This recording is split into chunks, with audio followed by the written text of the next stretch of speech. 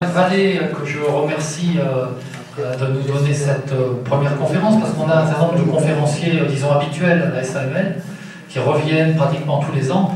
Et en revanche, dans le cas de Jacques, c'est la première fois qu'il nous donne une conférence. Donc voilà, c'est déjà une nouveauté intéressante. Alors Jacques Vallée est membre de notre association, la Société Astronomie Montagne de Lyon, depuis à peu près un an. Il se partage entre Paris et Fort-Calquier. Il a une formation scientifique d'ingénieur, il a travaillé dans les travaux publics et l'informatique. Et il est, en tant qu'astronome amateur, plus particulièrement passionné par les étoiles. Et justement, ce titre, ce soir, il va nous parler d'une catégorie d'étoiles tout à fait intéressante et fondamentale. Ce sont les étoiles variables de type Céphéide. Voilà. Je ne vais pas en dire plus pour le moment.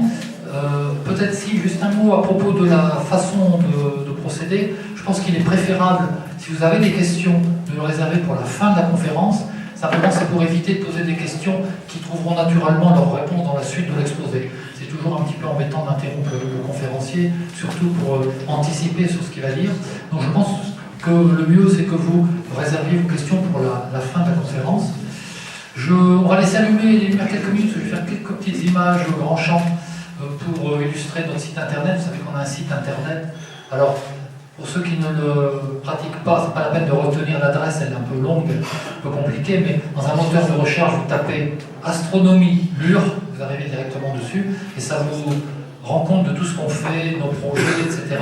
Allez, j'abuse encore un petit peu, je dis quelques mots pour ceux qui ne sauraient pas, les nouveautés en cette grande année 2017, grande année parce qu'on fête les 20 ans de l'Observatoire. Nous irons tout à l'heure, si la météo le veut bien, et les 25 ans de l'association. Grande année aussi parce que on a inauguré le Sentier des Planètes, qui est un sentier de randonnée pédestre qui vient de voir le jour il y a quelques jours, un sentier de randonnée sur le thème de l'astronomie, avec 9 stations, chacune correspondant à un astre, le Soleil et les 8 planètes du système solaire, avec des choses inscrites sur les panneaux, des codes de barre, enfin des codes QR qui renvoient à beaucoup de documentation pédagogique sur un site internet, des jeux, des cadeaux, enfin voilà. Donc c'est une nouveauté très intéressante pour ceux qui aiment la randonnée et pour ceux qui aiment l'astronomie. Alors ceux qui aiment et l'astronomie et la randonnée, alors voilà, formidable. C'est le bonheur. Voilà, si vous avez des questions sur les activités de l'association, les animateurs, alors il y a notamment Bruno, il y a Alain qui est pas loin, il y a Dominique qui est pas loin, notamment, on vous répondra bien volontiers, et Suzy, notre trésorière bien sûr, on vous répondra tout à l'heure là-dessus, mais sans plus tarder, pour à peu près 1 heure, 1 heure et demie, enfin selon les questions aussi que vous pourrez souhaiter poser, je vais laisser la parole à notre ami Jacques Vallée, et puis vers la fin de la conférence, on vous dira, en fonction des dernières évolutions météo, si on peut faire l'observation prévue de Saturne et des objets du ciel profond. Voilà.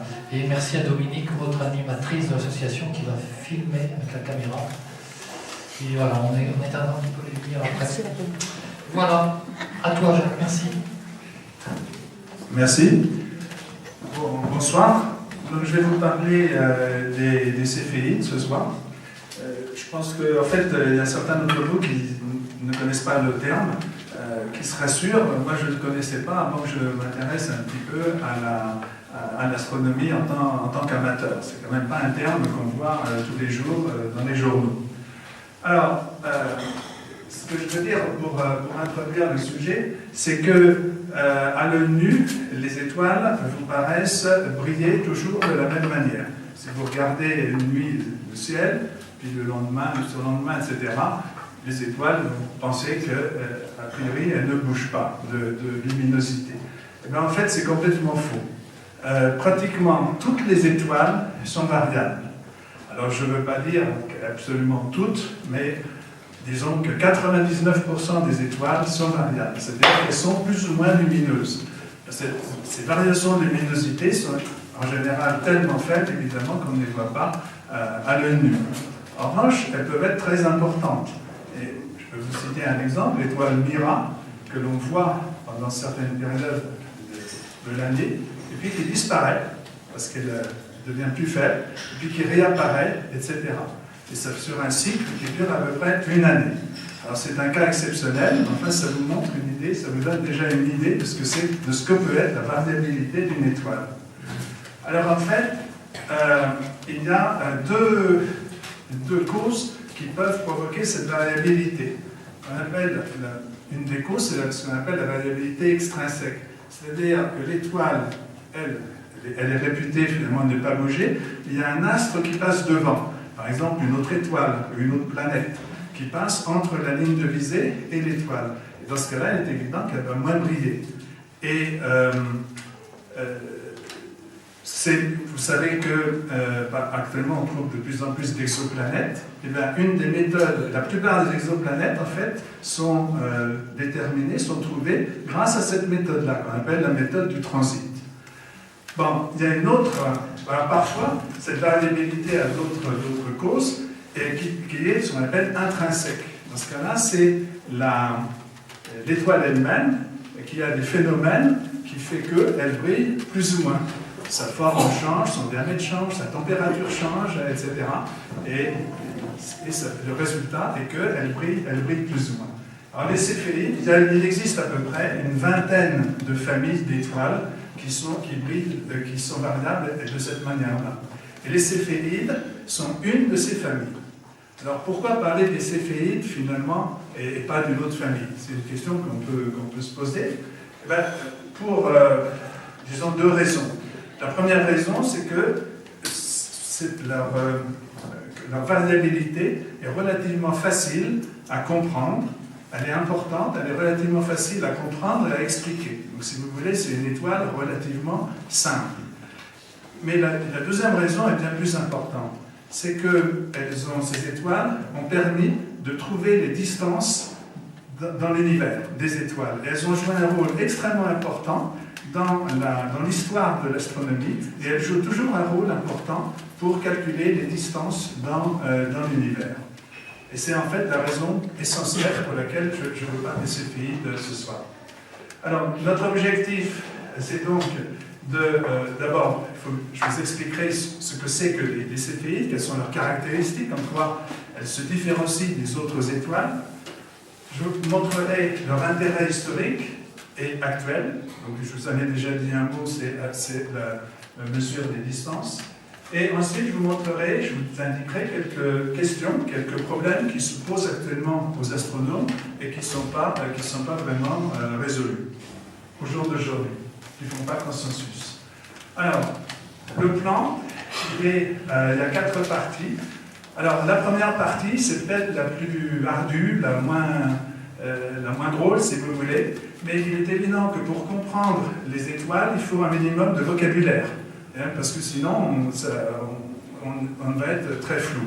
Donc, la première partie, le but de la première partie, c'est de vous donner, disons, le minimum de bagages pour comprendre la suite. Et vous voyez bien qu'on parle de variation de luminosité, mais il faut qu'on ait des définitions assez précises sur qu'est-ce que c'est que la luminosité, l'éclat de l'étoile.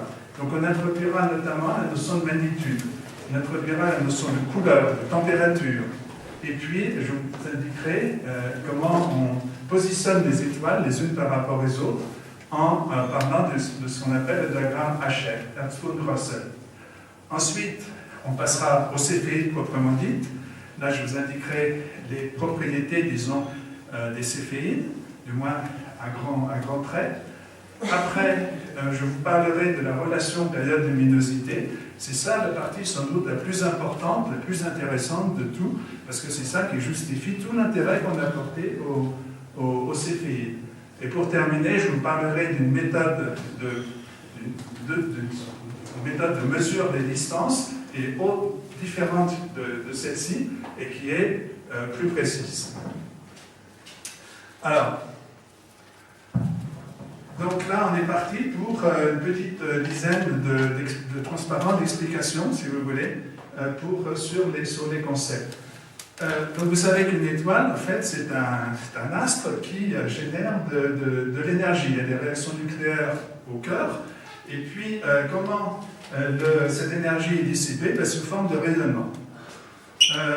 La lumière, donc une étoile, émet de la lumière, c'est pour ça qu'on la voit. Cette lumière, elle est, vous savez que la lumière c'est le nom électromagnétique, et elle n'est pas comme un laser, la lumière a plusieurs longueurs d'onde.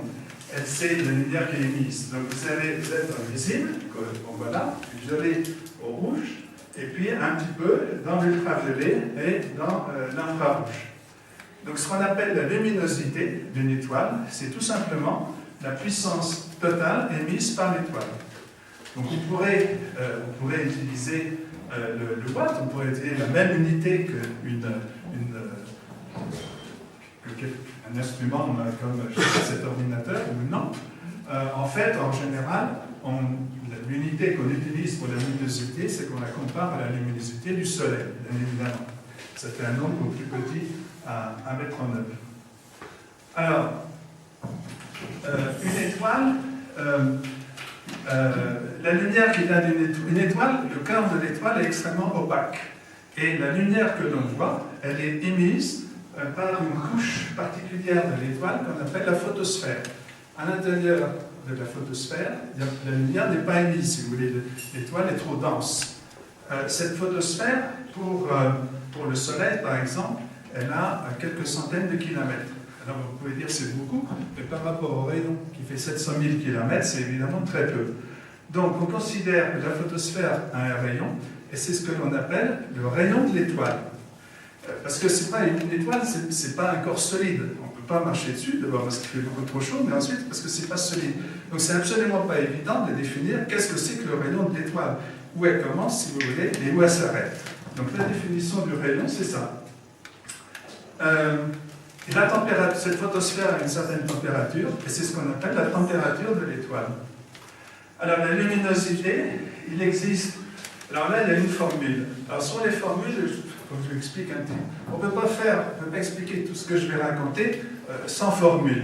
Mais si, comment dire, donc il vaut mieux évidemment comprendre un petit peu les formules. Si vous ne les comprenez pas, c'est en fait pas très grave. Une formule, c'est simplement un moyen de dire quelque chose. C'est un moyen précis, avec comment dire, tout un langage qui est extrêmement précis. C'est comme ça que les physiciens, les astronomes se comprennent. Si vous êtes vraiment rebuté par la formule, ben, j'allais dire, vous fermez les yeux, et puis moi je vous expliquerai de toute façon le sens de la formule, ce que veut dire la formule.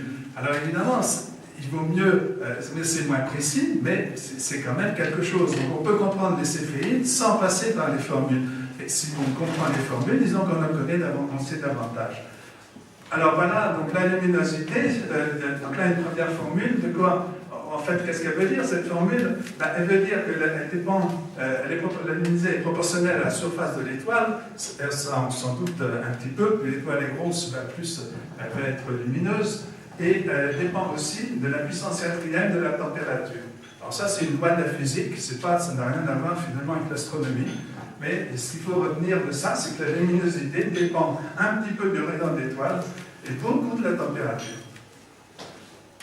Alors, la lumière, les étoiles n'ont pas toutes la même température. Sur ce diagramme, qu'est-ce qu'indique ce diagramme? Ce diagramme, là, vous avez des longueurs d'onde, et puis là, vous avez, et pour une étoile donnée, on cherche à savoir quelle est la puissance émise pour une certaine longueur d'onde. Alors, qu'est-ce que ça veut dire? Ici, vous avez une étoile qui fait 30 000 degrés à sa surface.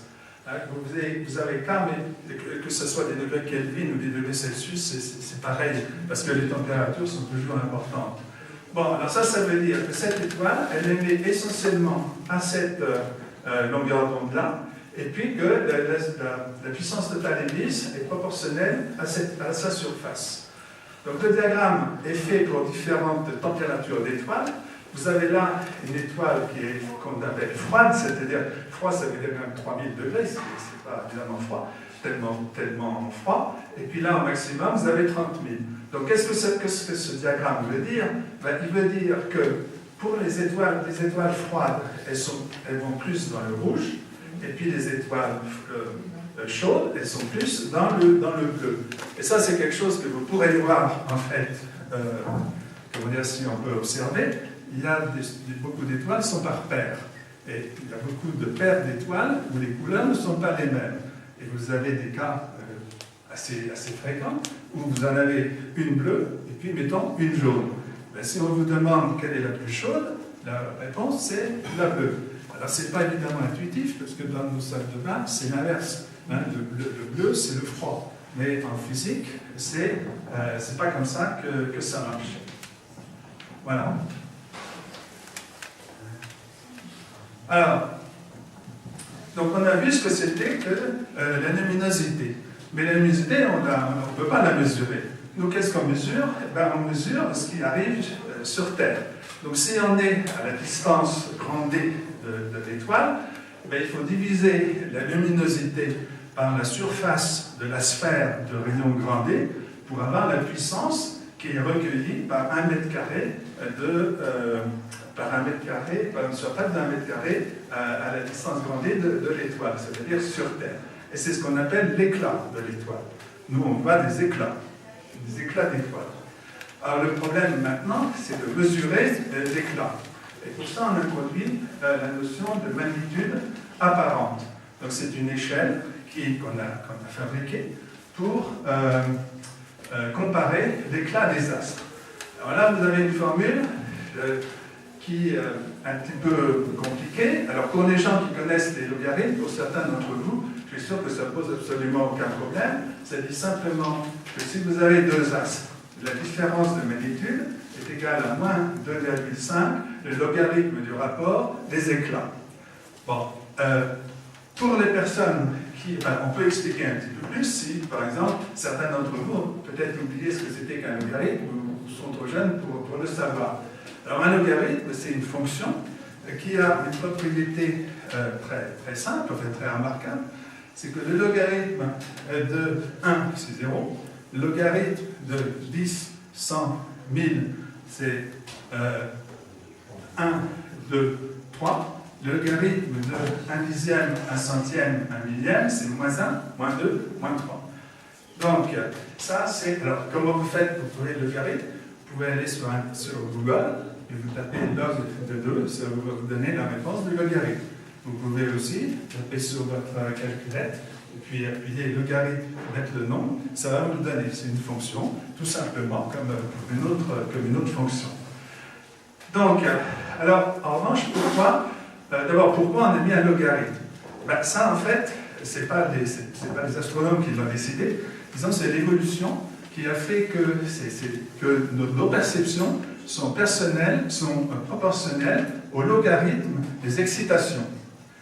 Bon, c'est une loi, autrement dit, physiologique. C'est pareil pour Louis. Donc, si vous voulez, les astronomes, là, pour le coup, ils n'avaient pas le choix pour éviter ces logarithmes. En revanche, pourquoi ils ont mis un coefficient un peu bizarre de moins 2,5? Alors ça, c'est de la faute à Hipparque. Hipparque, c'était un astronome grec qui a vécu au IIe siècle avant Jésus-Christ et qui a fait un catalogue d'étoiles de très bon niveau, de très bonne qualité. Et il a classé les étoiles en différentes catégories selon leur brillance. Et il a appelé la catégorie 1 les plus brillantes, puis 2, puis 3, puis 4, puis 5, puis 6. Et celles les plus petites qu'on pouvait voir à l'œil nu, c'était 6. Donc il s'était fait une échelle de 1 à 6. Et là, il ne connaissait pas les logarithmes de Hipparque. Mais il avait fait ce travail qui était assez juste en fait. Hein. Il voyait les étoiles comme nous, et il ne s'est pas plus trompé que nous, on se tromperait. Donc, et on a voulu conserver, disons, cette classification. On a voulu conserver cette classification faite par Hipparque, ce qui fait que plus la magnitude est importante, plus l'éclat est faible. Alors ça a quelque chose de surprenant, parce qu'en général, les grandeurs ne marchent pas comme ça. Plus le nombre est grand, plus la grandeur est grande. Et bien là, c'est l'inverse. Alors je reconnais qu'il faut s'y faire, mais disons que si on avait changé, on a voulu être fidèle à Hipparque, et c'est comme ça. Alors il faut par convention, on a choisi un 0, et le 0, on a choisi l'étoile Vega. Bon, on aurait pu choisir une autre étoile, mais on a choisi l'étoile Vega. Alors, est-ce que l'on respecte tout à fait l'échelle de Hipparque? Ce n'est pas tout à fait exact, puisque nos étoiles variables, les étoiles visibles, elles varient de moins 1,5 à 6. Donc on n'a pas exactement le même catalogue que Hipparque. En revanche, on a voulu un nombre simple. Là, on a mis 2,5. Si on avait mis 3, si on avait mis 2, c'était pire. Donc on a choisi ce moins 2,5. Voilà. Donc ça, c'est la magnitude apparente. Ce que je veux dire, c'est que même si vous voulez, personne n'est choqué quand on parle de décibels. Hein, dans les journaux, on dit qu'à tel endroit, les gens qui habitent à côté d'un aéroport, ils ont tant de niveaux de décibels. Ben, les décibels, c'est calculé exactement par une formule de ce genre. Sauf que, évidemment, il n'y a pas un signe moins, et puis c'est pas 2,5. Et c'est exactement le même principe, c'est une échelle logarithmique. Quand il y a un tremblement de terre, on parle aussi, c'est également une échelle logarithmique qui est utilisée pour, classer les niveaux d'énergie des tremblements de terre. Donc en fait, il n'y a rien de mystérieux dans ce logarithme. Et on en utilise souvent sans le savoir. Donc la magnitude apparente, c'est la magnitude que l'on observe. Mais le problème, c'est que ça dépend de deux paramètres. Ça dépend d'abord de la luminosité de l'étoile et de la distance. Donc ce n'est pas une propriété vraiment de l'étoile, c'est une propriété de notre perception de l'étoile. Or, ce qui nous intéresse, c'est on essaie de trouver une propriété de l'étoile. Alors pour ça, on utilise une autre magnitude qu'on appelle la magnitude absolue. La magnitude absolue, c'est en fait très simple. C'est la magnitude apparente à une distance de 10 parsecs. Alors, le parsec, c'est une unité de distance, c'est l'unité de distance la plus utilisée pour connaître les distances des étoiles et des galaxies. Et ça vaut en gros 32,6, vous voyez, années-lumière. Bon, je ne vais pas vous expliquer pourquoi la vraie définition très précise, mais finalement on n'en a pas besoin. Retenez simplement que ça vaut à peu près qu'un parsec vaut à peu près 3 années-lumière. Et ça, avec cette magnitude absolue, on a vraiment une échelle qui mesure les luminosités absolues des étoiles. Alors, quelle est la différence entre les deux? On peut, alors je ne vais pas le faire, mais c'est extrêmement simple, de montrer que la différence entre magnitude apparente et absolue, c'est donné par la formule 5 logarithme de d moins 5. Alors ça veut dire, vous voyez que si d vaut 10, le log vaut 1, donc les deux magnitudes sont apparentes. Ça c'est en fait la définition qui le dit. Vous voyez aussi que si d est plus grand que 10 parsecs, ben ça va être positif, donc le m apparent va être plus grand, donc la luminosité est plus petite là où vous observez que à 10 parsecs. Bon, pour tout, donc, si vous ne voulez pas retenir, on n'est pas obligé de retenir cette formule, ce qu'il faut retenir simplement, c'est que si vous connaissez la magnitude apparente et la magnitude absolue, dans ce cas-là, on peut en déduire d, on peut en déduire la distance. Et à l'inverse, si vous connaissez la magnitude apparente et d, dans ce cas-là, vous pouvez connaître la magnitude absolue. La magnitude apparente, on la connaît tout le temps. Et ce que je dis simplement, c'est que si l'on connaît l'un des deux, magnitude absolue ou d, eh bien on peut connaître l'autre paramètre. Et ça, on en aura besoin de cette réflexion-là pour le calcul des distances grâce au CFE. Alors, si vous voulez vous familiariser un petit peu avec les magnitudes, j'ai fait un petit tableau où j'ai classé un certain nombre de choses en fonction des magnitudes apparentes et en allant des magnitudes apparentes de plus en plus grandes, donc ce qui fait des luminosités de plus en plus faibles. Alors le Soleil, c'est donc l'astre qui est le plus brillant, donc il a une magnitude apparente qui est la plus faible. Donc il a une magnitude apparente de moins 26. Et sa magnitude absolue, c'est 4,8. Alors, qu'est-ce que ça veut dire? Ça veut dire que si on voyait le Soleil à 10 parsecs, eh ben on le verrait comme une étoile, comme on voit nous une étoile, qu'on verrait avec 4,83 de magnitude. Autrement dit, on le verrait comme une petite étoile tout à fait normale. Mais on le verrait quand même à l'œil nu, si on était à 10 parsecs. Donc ça, c'est l'étoile la plus brillante. Elle a une magnitude de moins 0,5. Vega, je vous l'ai dit, c'est 0 par définition.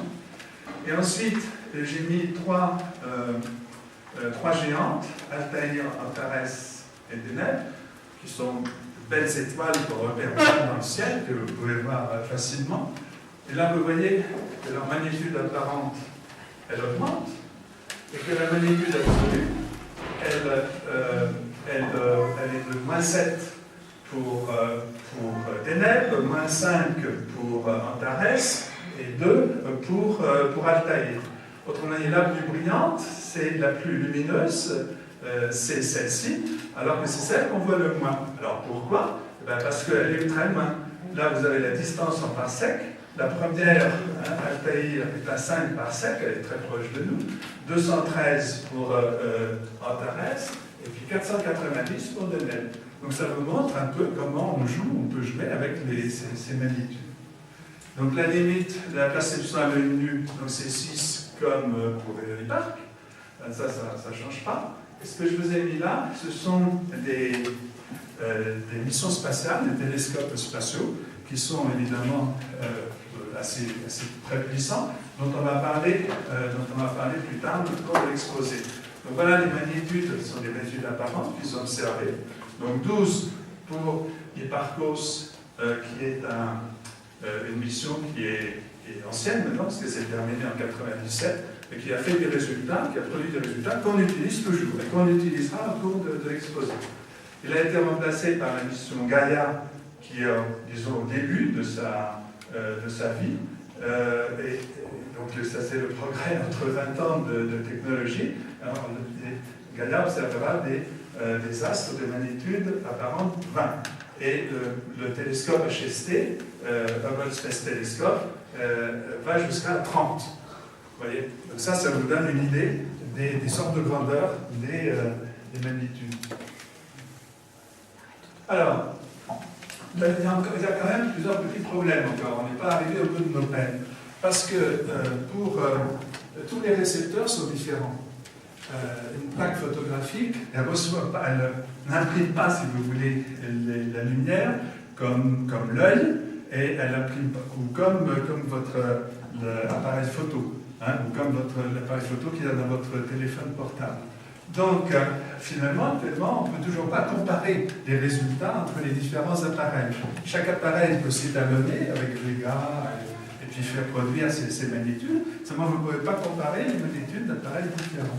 Donc, pour ça, il faut établir une norme et utiliser des filtres. Donc, alors, il y a plusieurs systèmes de filtres. Moi, là, je vais vous montrer un exemple de filtre. Voilà, qu'on appelle Johnson. Donc, vous avez 1, 2, 3, 4, 5 filtres dans ce système-là. Ça veut dire qu'on appelle le visible, ça va de là à là, et ça a un maximum pour cette longueur d'onde-là.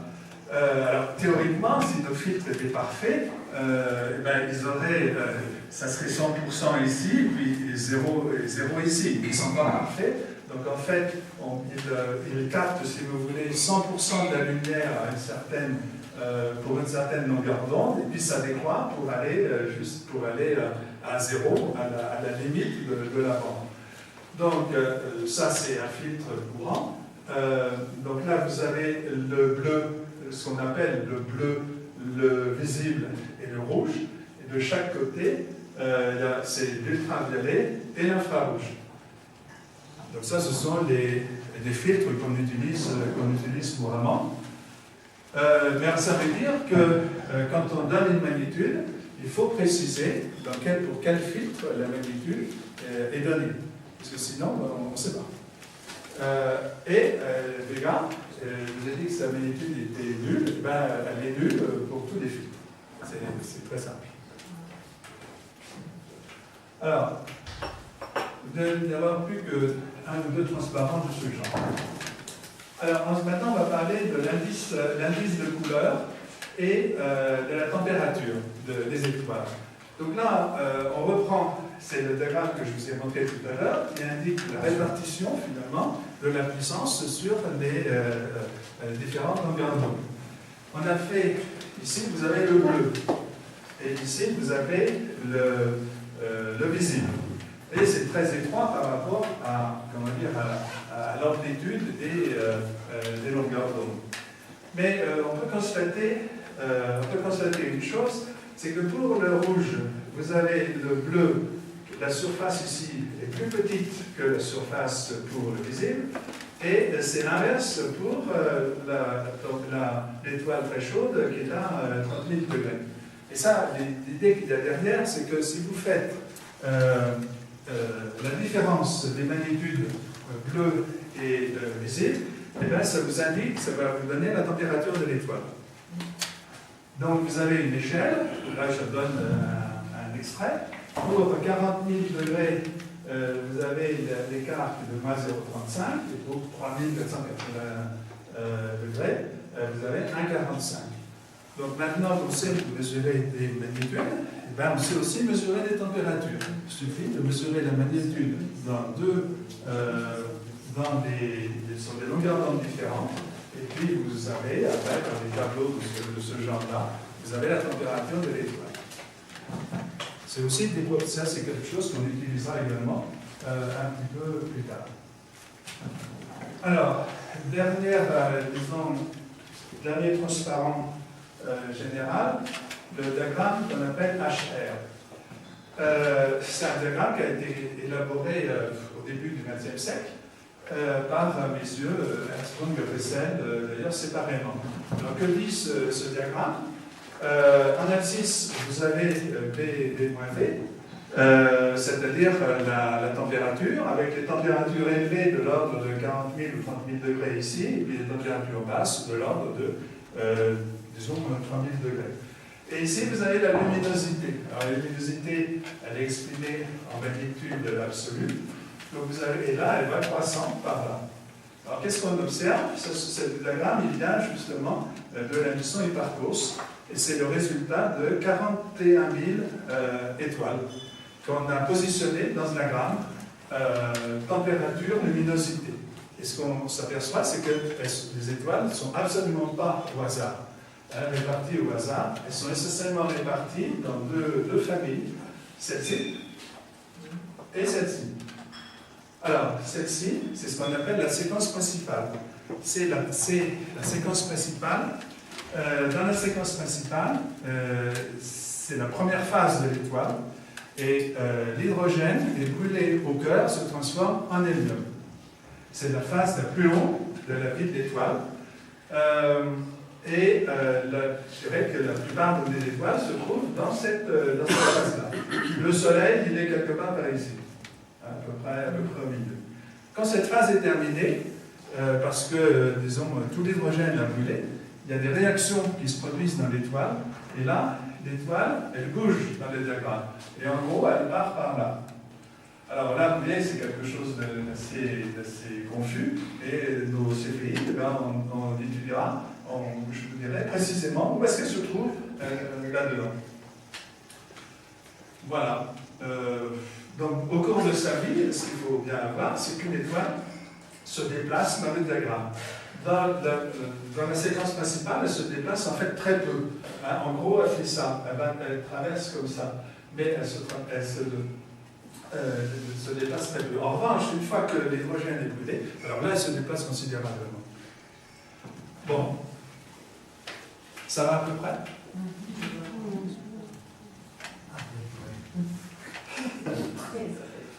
Bon. On peut poser. Allez-y. Juste une question intermédiaire pour comprendre juste sur la magnitude visible. Vous dites qu'il y a un rapport entre la magnitude visible et, par exemple, la magnitude bleue ou rouge. Ouais. À quel moment qu'est-ce qui fait que ça devient visible par rapport à. Il y a un rapport là de. Ce sont les filtres. fait, dans la pratique, on met des filtres. Dans la pratique, un récepteur, il ne sait pas déterminer des photons bleus ou des photons rouges. Hein. On est obligé de mettre un filtre pour vraiment filtrer la lumière. Donc, si vous voulez, voilà. Donc le visible, ça va de là à là. Le bleu, ça va de là à là. Alors, ce que vous pouvez me dire, mais c'est pas très. Il y a un endroit, il est tourné bleu. Ben oui, c'est comme ça. Mais là, il faut bien comprendre, le filtre, il est. Enfin, le visible va lire, disons, 100%, hein, le coefficient Bourbon, donc ça va lire 100% à cette longueur d'onde, et puis ça diminue quand même assez rapidement. Donc, c'est comme ça que l'on travaille. Et ces filtres, c'est vrai qu'ils se recouvrent en partie.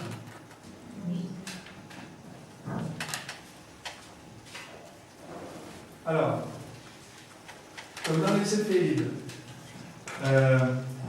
donc je vais vous parler des paramètres principaux, la masse des céphéides, les rayons, les températures, etc. Ensuite, on va voir comment elles pulsent. Puis, je parlerai des modes et des fréquences de vibration. Je pense que j'irai assez vite là-dessus. J'essaierai de vous expliquer pourquoi elles vibrent. C'est quand même pas évident, c'est une question qu'on peut se poser. Et ensuite, je terminerai par le stade évolutif, c'est-à-dire que je placerai les céphéides justement dans le diagramme HR qu'on vient de faire. Alors, les céphéides ont été une des premières familles d'étoiles variables périodiques identifiées. Ça n'a pas été les premières, mais dès le XVIIIe siècle, fin du XVIIIe siècle, il y a messieurs Pigot et Goodricke qui, à quelques mois après, ont trouvé deux étoiles variables, Eta Aquila et Delta Céphéi, et ils ont dit ces étoiles sont variables. Ils n'ont pas dit évidemment c'était des céphéides, parce que le concept même n'existait pas à l'époque. Mais ils ont dit, ils ont noté, c'était très à la mode à cette époque-là d'observer dans les lunettes les étoiles variables, et eux, ils en ont trouvé. Alors dans la pratique, où est-ce qu'on la voit? Où est-ce qu'on les voit? Dans notre galaxie, on les voit dans les nuages de Magellan, on les voit très bien dans les nuages de Magellan, on les voit dans Andromède, vous verrez peut-être vous Andromède tout à l'heure, et dans les autres galaxies proches. Donc on les voit pas au fin fond de l'univers, si vous voulez, relativement proches. Pourquoi? C'est pas qu'il n'y en a pas plus loin, mais c'est qu'on ne les voit pas. Elles sont, bien que ce soit des géantes, nos instruments actuels, donc limitent, si vous voulez, la distance à laquelle on peut voir les céphéides. Alors, ce qu'il faut bien, enfin, ce qui est intéressant de remarquer, c'est que ce sont des étoiles rares. Il y en a peu. Alors, pour vous le montrer, dans notre galaxie, notre galaxie compte environ 100 milliards, peut-être 200, enfin, on n'a pas compté des étoiles une par une, évidemment. Donc, mais supposons qu'il y en a que 100 milliards. Actuellement, dans le catalogue officiel, dans les 1000. En fait, il y en a, on suspecte qu'il y en a quelques dizaines de milliers, 20 à 35 000. Gaïa, dont je vous ai parlé, espère en avoir 5 000, donc ça serait déjà un énorme progrès par rapport à 1000. À l'œil nu, vous pouvez en avoir 40 seulement. Hémisphère nord et hémisphère sud. Donc vous voyez, c'est quand même rare. En revanche, tout le monde a vu une céphéide, parce que l'étoile polaire est une céphéide. Malheureusement, et c'est la plus proche de nous, et la plus brillante, elle est quand même à 431 années-lumière. Malheureusement, ce n'est pas une céphéide classique. Donc les règles dont on va parler ne s'appliquent pas à l'étoile polaire. C'est ce qu'on appelle une céphéide anormale. Mais c'est dommage, hein? Mais c'est dommage. Alors, les paramètres fondamentaux. Pour en parler, j'ai fait un tableau. Le prototype, c'est Delta Céphéi. Dans sa période, donc on va parler déjà de Delta Céphéi, est encadré, si vous voulez, par deux bornes, minimum et maximum. Donc la période de Delta Céphéi, c'est 5 jours, 5 jours,3. La luminosité, c'est 2000 fois la luminosité du Soleil, et c'est une très grosse étoile. La température est un peu supérieure à celle du Soleil, 6100 K, 6100 degrés. Le rayon, 40 fois le rayon du Soleil, ce qui est quand même pas rien. Le rayon du Soleil, c'est 700 000 km. La masse, 5 fois le Soleil. On va s'arrêter là pour le moment. Toutes les céphéides ne sont pas les mêmes, évidemment. Elles sont plus ou moins grosses, si vous voulez. Donc, il y en a, si on va du côté petite céphéide, il y en a qui ont des périodes donc, très courtes, un jour. Celles-là sont bien plus légères, si on peut dire. 380, la luminosité est bien plus faible, 380 fois celle du Soleil. Elles sont plus chaudes. Elles sont à rayon bien plus petit et une masse plus petite aussi. Si on va dans les céphéides, les grosses céphéides, elles ont des périodicités plus longues, 50 jours au lieu de 5 jours. 31 000 fois la luminosité du Soleil, ce sont vraiment de grosses... elles sont plus froides, enfin moins chaudes, disons. Leur rayon, c'est 200 fois le rayon du Soleil, leur masse, 14 fois. Vous pouvez remarquer, j'ai mis, parce que c'est relativement intéressant à connaître, leur densité. C'est des densités très faibles. Contrairement à ce qu'on peut voir, une étoile, le cœur de l'étoile est évidemment très dense, mais en fait, l'étoile dans sa totalité, sa densité est faible. Et regardez celle de 5 jours, c'est 2 grammes par mètre cube. Hein? C'est beaucoup plus léger que l'air. Hein? Donc c'est vraiment extrêmement faible. Alors, voilà l'essentiel qu'il y a à lire sur ce tableau. Alors maintenant, les pulsations. Donc, on va d'abord regarder le diagramme du haut. Ce diagramme, en abscisse, vous avez les jours. Donc ici, vous avez les magnitudes. La magnitude, alors vous ne pouvez sûrement pas très bien voir les chiffres, mais il diminue, autrement dit, le maximum de luminosité, quand on monte, on va vers des luminosités croissantes. Donc, ici, vous avez 0. Donc, vous constatez que la luminosité décroît lentement, en gros en 4 jours, et puis remonte rapidement, en gros en 1 jour et demi. Et cette courbe caractéristique, un peu en dents de scie, est caractéristique, disons, des céphéides de cette masse-là. Alors, le diagramme en dessous, il indique la température. Donc là, vous voyez un écart à peu près de 1000 degrés entre le maximum et le minimum. Vous voyez qu'il y a à peu près les maximums et minimums de température sont à peu près synchrones, les maximums et minimums de luminosité. Hein, c'est ça. Les maximums sont à peu près les mêmes, les deux minimums aussi. On a mesuré sur le dernier diagramme, il vous donne le rayon. On peut mesurer les rayons. Et là, vous constatez sur ce dessin que la différence de rayon est en gros de 15%. Et en revanche, vous voyez que le minimum, qui est ici, il est pratiquement en phase avec le maximum de luminosité. Autrement dit, la céphéide est la plus lumineuse quand elle est la plus réduite, quand elle a un rayon minimum. Alors, c'est peut-être pas très intuitif, mais si vous vous souvenez de la première formule, la luminosité, elle dépend du carré du rayon et de la puissance 4e de la température. Et c'est la température qui l'emporte, si vous voulez, sur le rayon. Et c'est pour ça que c'est comme ça. Ce qu'on peut dire aussi, c'est que là, 15%, ça paraît pas énorme, mais ça veut dire que la vitesse d'expansion de ces céphéides, la vitesse d'expansion ou la vitesse inverse va jusqu'à 20 km par seconde. Donc c'est quand même, alors en astronomie, 20 km par seconde, c'est pas une vitesse époustouflante, mais c'est quand même, il faut imaginer une étoile qui est de diamètre de dizaines de fois celui du Soleil, puis qui grossit à la vitesse de 20 km par seconde, qui se rétracte à la vitesse de 20 km par seconde. Voilà ce que c'est qu'une céphéide. Enfin, du moins, n'est pas céphéide. Ce n'est pas un hasard si on l'a choisi comme prototype, c'est qu'elle correspond en gros quand même à la moyenne, si vous voulez, des céphéides. Vous pouvez remarquer aussi qu'il y a une grande stabilité de la période. Et là, la période officielle, disons, de delta céphéide, il est donné à la seconde, même au centième de seconde près. C'est un mouvement très régulier. Alors, pour continuer comment ces pulsations fonctionnent, voici les courbes. avec les filtres. Hein. Avant, je vous avais donné un diagramme dans le visible. Ici, vous avez l'ultraviolet, le bleu, le visible, le rouge, l'infrarouge.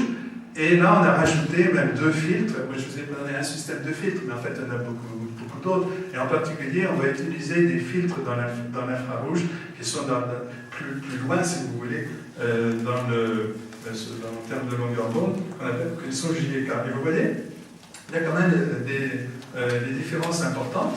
Les variations d'amplitude sont bien plus grandes dans l'ultraviolet et le bleu que dans l'infrarouge. Et puis les formes sont aussi différentes. Dans l'infrarouge, dans la bande K, on a presque une sinusoïde. C'est quelque chose qui est régulier. C'est plus du tout cette courbe-là qu'on avait dans le transparent précédent. Alors, un mot pour savoir comment les céphéides vibrent. Elles vibrent selon ce qu'on appelle des modes, comme n'importe quel objet, disons, qui peut se déformer, que ce soit un pont, un avion ou n'importe quoi. Alors, vous avez un mode fondamental qui est représenté ici. Alors, la céphéide, dans ce cas-là, soit elle s'étend complètement, le centre ne bouge pas, et toute l'étoile gonfle, si vous voulez, et puis après elle se rétracte, puis regonfle, puis se rétracte, etc. C'est ce qu'on appelle le mode fondamental. La symétrie sphérique est conservée. C'est pour ça qu'on appelle c'est un mode radial. C'est ce qu'il y a de plus simple. On dit que c'est des étoiles variables les plus simples. La preuve est là. Alors, c'est simplement un petit peu plus compliqué que ça, parce que vous pouvez avoir ce qu'on appelle des overtones, des harmoniques, des harmoniques. Alors, par exemple, là, il y a la première harmonique. Ce qui se passe, c'est que vous avez au centre un niveau de l'étoile, une sphère qui ne bouge pas, qui correspond à un nœud. Et donc là, ce qui se passe, c'est que soit l'étoile elle se rétracte de l'extérieur, et puis s'étend de l'intérieur, ou l'inverse. Et vous avez, donc par rapport au cas précédent, vous avez une surface qui ne bouge pas. C'est ce qu'on appelle la première harmonique. Et vous avez aussi une deuxième harmonique. Vous avez simplement 2 sphères au lieu d'en avoir une. Alors ces étoiles-là, ce sont des céphéides, elles sont plus rares, mais elles existent. Alors vous avez encore, ça peut être encore un petit peu plus compliqué, c'est que vous pouvez avoir plusieurs modes sur la même étoile. Vous pouvez avoir à la fois le mode fondamental, par exemple, et la première harmonique. Mais ça, je dirais que c'est courant. Un orgue, où, il n'a pas un son unique, il a la notion d'harmonique, elle est absolument, comment dire, générale pour dans toute la physique des vibrations. Alors, est-ce qu'on peut... Là, je vais aller assez vite. Est-ce qu'on peut calculer la période de vibration d'une céphéide? Eh bien oui, on peut. Seulement, s'il faut connaître, disons, la pression et la densité à l'intérieur de la céphéide. Parce qu'en fait, les ondes qui se propagent dans la céphéide, eh bien, ils vont à la vitesse du son. Hein? Ce sont des ondes de compression, et c'est le même phénomène, en fait, que le phénomène de propagation du son dans l'air. Et donc, on peut calculer la vitesse de propagation du son dans l'air en fonction des paramètres de l'air. Et si vous intégrez ça dans la céphéide, vous avez une formule qui est simple, mais approchée, qui est que la période est inversement proportionnelle à la densité moyenne de la céphéide. Autrement dit, plus ça montre une chose, ça montre que plus la céphéide est importante, plus la densité moyenne va être faible et plus la période est importante. Les harmoniques, eh bien, elles ont aussi, à la raison des périodes plus faibles, mais la variation, le rapport entre les périodes du mode fondamental et du mode des harmoniques est constant. À peu près constant, parce que c'est pour ça que j'ai mis le signe approximativement. Donc si vous voulez, on peut, et d'ailleurs ces formules ont été calculées avant qu'on trouve les céphéides, ce sont les mécaniciens qui l'ont trouvé. Ça, c'est pas de l'astronomie, c'est simplement c'est des propriétés des corps et des sphères déformables. Alors, pourquoi les céphéides vivent? Alors ça, c'est peut-être un peu plus compliqué. La première explication qu'on a donnée, c'est qu'il y a une étoile qui passe devant. Hein, on m'a dit que c'était extrinsèque. C'était plus simple. Et ça a été validé pendant assez longtemps. Et ça a été abandonné, alors c'est faux, et ça a été abandonné pour une raison simple, c'est qu'à un moment donné, on a eu conscience que ces céphéides étaient de très grosses étoiles. On connaissait leur rayon. Et après, en voyant la période, on s'est dit s'il y a, vous savez, il y a des relations, des formules qui donnent, lorsqu'un corps tourne autour d'un autre, la troisième loi de Kepler, elle donne la période en fonction de certains paramètres. Et bien là, on avait démontré qu'il fallait que le corps qui tourne autour de la céphéide soit à l'intérieur de la céphéide.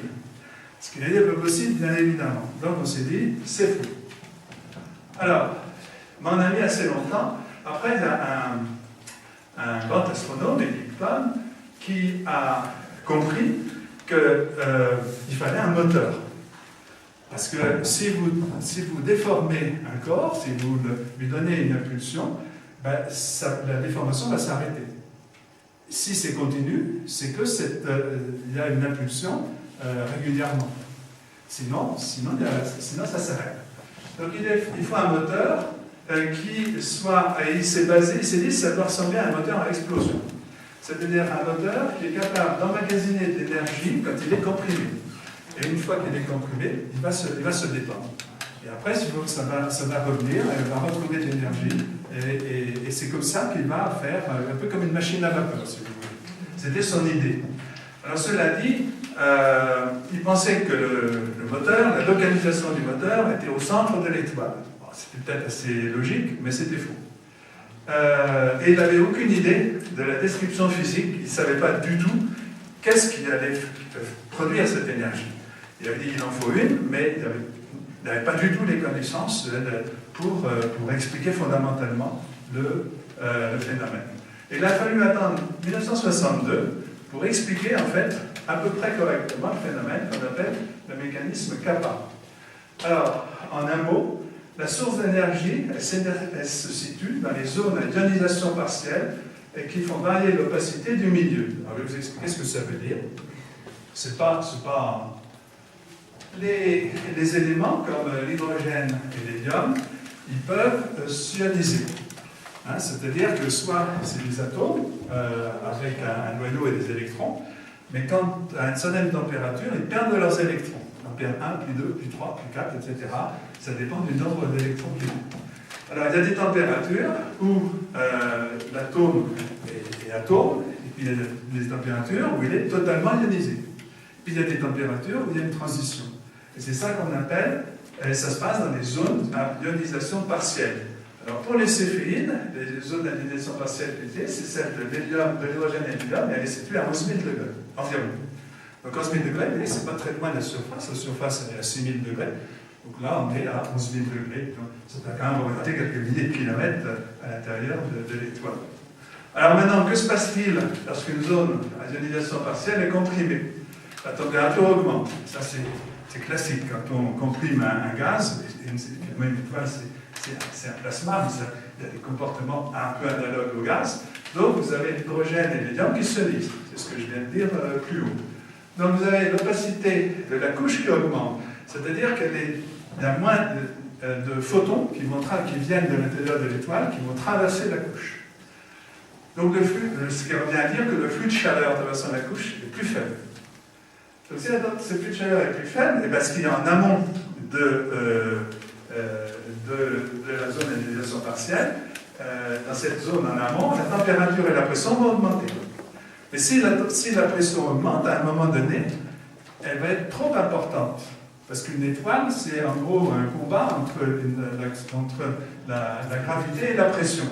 Donc, si la pression dépasse trop la gravité, eh ben, elle va se détendre. Donc, si vous voulez, ici, alors, elle va se détendre, et la pression va devenir,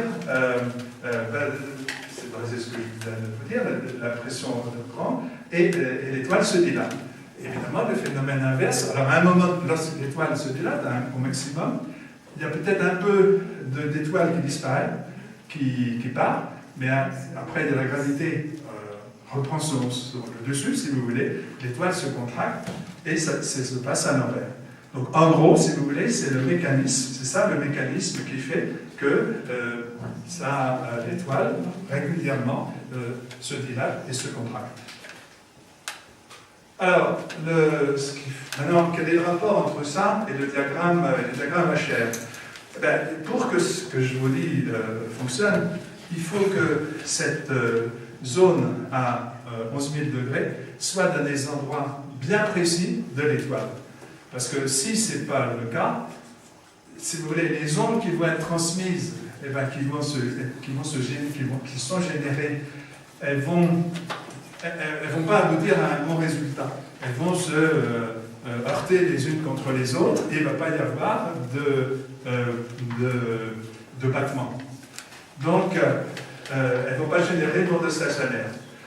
Alors, dans le diagramme HR, cette zone-là, à 11 000 degrés, à la bonne distance, alors moi je ne vous précise pas évidemment ce que c'est que la bonne distance, hein, il faut faire pas mal de calculs pour le savoir, mais ce qui est facile de comprendre, c'est que ça se traduit de la manière suivante sur le diagramme HR. Donc là, vous voyez, pareil, les températures hein, qui augmentent par ici, ça c'est les températures les plus chaudes, la luminosité qui augmente comme ça, et bien la zone dont je vous parle, c'est cette zone-là. Hein, donc là, c'est des calculs qui permettent de les déterminer. Et donc nos étoiles, elles sont entre en gros 5 et 15 masses solaires. Donc quand elles sont dans la première phase, elles sont là.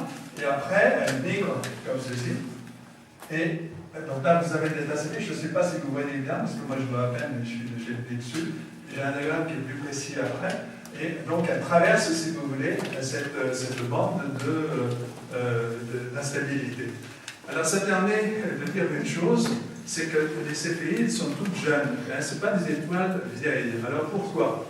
Là, il y a quelque chose qui n'est pas du tout intuitif, c'est que plus une étoile est importante, plus sa vie est courte.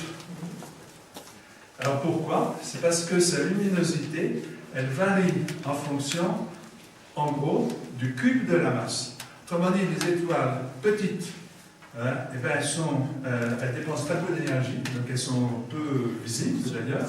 En revanche, les grosses étoiles, elles consomment, elles gaspillent leur énergie, et si vous voulez, elles sont extrêmement courtes. Donc pour ça que les tâches des céphéides, hein, qui sont hors dans la séquence principale, eh bien, vous voyez, elles ont 30 ou 50 millions d'années. Donc là, c'est les plus grosses, 50 millions d'années. C'est à comparer à 9 milliards d'années pour le Soleil. La différence est absolument considérable. Donc, ce qu'il faut... donc là, je vais vous montrer le diagramme suivant qui, j'espère, est le plus lisible. Voilà. Donc, ce diagramme, ça, c'est un diagramme théorique. Hein. C'est le calcul qui a permis de faire ce diagramme. Donc là, c'est toujours pareil. Vous avez la température, là, elle est en log. Donc là, vous avez... mais le maximum est par ici. Et là, c'est des étoiles plus froides. Et puis, la luminosité, c'est toujours la même chose. Et voilà le diagramme, le parcours dans le diagramme HR d'une étoile, d'après ce programme, de 7 masses solaires. Donc vous voyez que là, pendant là, elle était sur la séquence principale, donc là c'est l'hydrogène qui brûle au cœur. Puis, lorsqu'elle quitte, elle part comme ça, elle traverse une première fois la bande de stabilité, puis à un moment donné, ça remonte, et là il se passe ce qu'on appelle le flash d'hélium, et c'est là où l'hélium va se mettre à brûler. Et là il se passe encore quelque chose, allez, ça redescend, et ça repart comme ça, et ça repart comme ça. Donc sur ce dessin, l'étoile a passé 3 fois la bande d'instabilité. Donc ça veut dire que vous avez des céphéides, d'après ce calcul, qui sont soit dans cet état-là, soit dans celui-là, soit dans celui-là. Ce qu'on peut dire aussi, c'est que ce passage-là, il est extrêmement rapide. Donc ce sont les calculs, pour vous donner un ordre d'heure, je crois que c'est 1000 à 10 000 ans.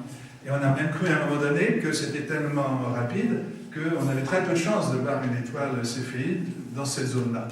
Qu'on les voyait toutes quasiment ici. Parce que cette phase-là durerait plutôt 1 million d'années. Donc ce qui est évidemment beaucoup plus. Et alors, on parlait d'étoiles polaires tout à l'heure, ben on se demande en fait si l'étoile polaire n'est pas dans cette phase-là justement. Ce qui serait complètement exceptionnel, ce serait la seule étoile qu'on connaisse qui serait dans cette phase-là. Les étoiles plus massives que ça passent peut-être en font une boucle de plus, mais on n'en est pas tellement sûr. Ce dont on est sûr, c'est que plus l'étoile est vieille, je veux dire, plus on est avancé dans le cycle de vie d'une étoile, plus c'est difficile de modéliser ce cycle. L'étoile, si vous voulez, sur la séquence principale, elle est relativement facile à modéliser. Mais après, les phénomènes physiques sont de plus en plus compliqués. Donc vous voyez bien que ici, ça veut dire que c'est facile à modéliser. Ici, c'est déjà plus dur. Ici, c'est encore plus dur. Et si vous faites une loupe de plus, c'est encore plus difficile. Donc les modèles sont de moins en moins fiables, si vous voulez. Voilà. Alors, ce que vous pouvez dire, c'est que finalement, dans cette bande de stabilité, est-ce que toutes les étoiles sont des céphéides? Eh bien, la réponse est non. Et ce dessin vous le montre. Vous avez là votre bande de l'instabilité, hein, et là, vous avez ce qu'on appelle des céphéides. Et là, vous avez deux autres familles d'étoiles qu'on appelle W Virginis et puis RR Lyra, qui sont dans la même bande, qui ont d'autres caractéristiques et mais qui fonctionnent avec le même mécanisme kappa. En fait, je n'ai pas dit pourquoi on appelle ça kappa. En fait, c'est très bête. C'est parce que l'opacité, on la désigne par la lettre kappa, la lettre grecque. Et comme c'est l'opacité qui est la clé de tout, on a appelé le mécanisme kappa. Alors, là, je peux aller très vite. Si vous voulez, là, je vais comparer dans ce petit tableau. J'ai mis l'état CP. Vous voyez que les RR Lyra, elles ont des périodes beaucoup plus courtes, 13 heures. C'est au lieu de 5 jours. C'est des étoiles que les astronomes amateurs aiment bien, parce qu'ils peuvent vérifier la variabilité de l'étoile, pas tout à fait en une nuit, mais enfin, ils voient une bonne partie du cycle en une nuit. Elles sont beaucoup plus petites aussi, hein, elles sont beaucoup plus légères, elles ont des luminosités plus faibles, des rayons plus faibles. W Virginis, bon, peu importe, on ne va pas se... Alors, vous pouvez me dire, est-ce qu'on ne risque pas de confondre ces étoiles, hein, les unes avec les autres? Et bien, la réponse est oui, on peut les confondre, et on va voir que parfois, au cours de l'histoire de l'étude des céphéides, on s'est trompé, et qu'on les a confondus, parce que ce n'est pas du tout simple de les différencier. Alors, oups. Donc maintenant, on va passer à la partie, je pense, qui est en fait le cœur du... Je ne sais pas trop où j'en suis. Voilà. Il est là. C'est là. 1 heure. Là, on est à 1 heure. Oui, d'accord. Donc, je suis là. Okay. Donc on attaque ce que j'ai appelé la saga de la relation période-luminosité. Donc c'est la relation fondamentale des céphéides, et vous allez voir que c'est une sacrée histoire. Donc il y a en gros 3 parties. D'abord la découverte. Ensuite, on va voir le rôle que jouait cette relation dans la mesure de distance. On va faire un petit peu d'histoire de l'astronomie, si vous voulez. Et puis, on va voir qu'est-ce qu'est devenue cette relation aujourd'hui. Alors, tout commence par Henrietta Leavitt. Henrietta Leavitt, c'était une Américaine qui était une fille de pasteur, qui a fait de bonnes études littéraires. Et puis, la dernière année de son étude, elle a fait de l'astronomie. Et elle a dit, je veux travailler en astronomie. Finalement, c'est ça qui lui a plu, qui lui plaisait. Le problème, c'est qu'à cette époque-là, les femmes ne pouvaient pas être astronomes, ne pouvaient pas toucher un télescope, et donc elles ne pouvaient pas avoir le métier d'astronome. Donc elle a été embauchée à un observatoire qui était célèbre, qui était très réputé, l'observatoire de l'université de Harvard, mais elle avait un rôle très moyen, très mal payé, qui était calculatrice. Elle n'avait pas d'ordinateur, les astronomes ont besoin de faire un nombre considérable de calculs, ben, ils avaient des armées énormes de petites mains, ça veut dire et qu'on appelait des calculatrices, et surtout des femmes en fait. Un de ses premiers travaux, ça a été d'étudier les plaques photographiques des nuages de Magellan qu'on avait repéré, que l'observatoire avait obtenu au Pérou, dans un de ces observatoires avec un télescope de 24 pouces. Donc on lui donne un paquet de plaques et on lui dit, eh bien, repérer les étoiles variables. En général, c'était très ouvert comme sujet. Et elle a repéré 1700 étoiles variables. 1700. Même pas mal. Et là, elle en a sélectionné 25 dans le petit nuage de Magellan. Et elle a dit la chose suivante. Qu'il y a une relation remarquable entre la luminosité de ces étoiles et leur période. Alors voilà le dessin qu'elle a fait. Ça c'est vraiment un dessin historique, un des documents qui, au point de vue patrimonial, le plus important, un des 10 grands documents de l'astronomie du XXe siècle. Donc elle a fait ce diagramme. Ici, c'est les périodes, c'est les logarithmes de période. Donc là, vous voyez, 1, ça veut dire que c'est 10, c'est 10 jours.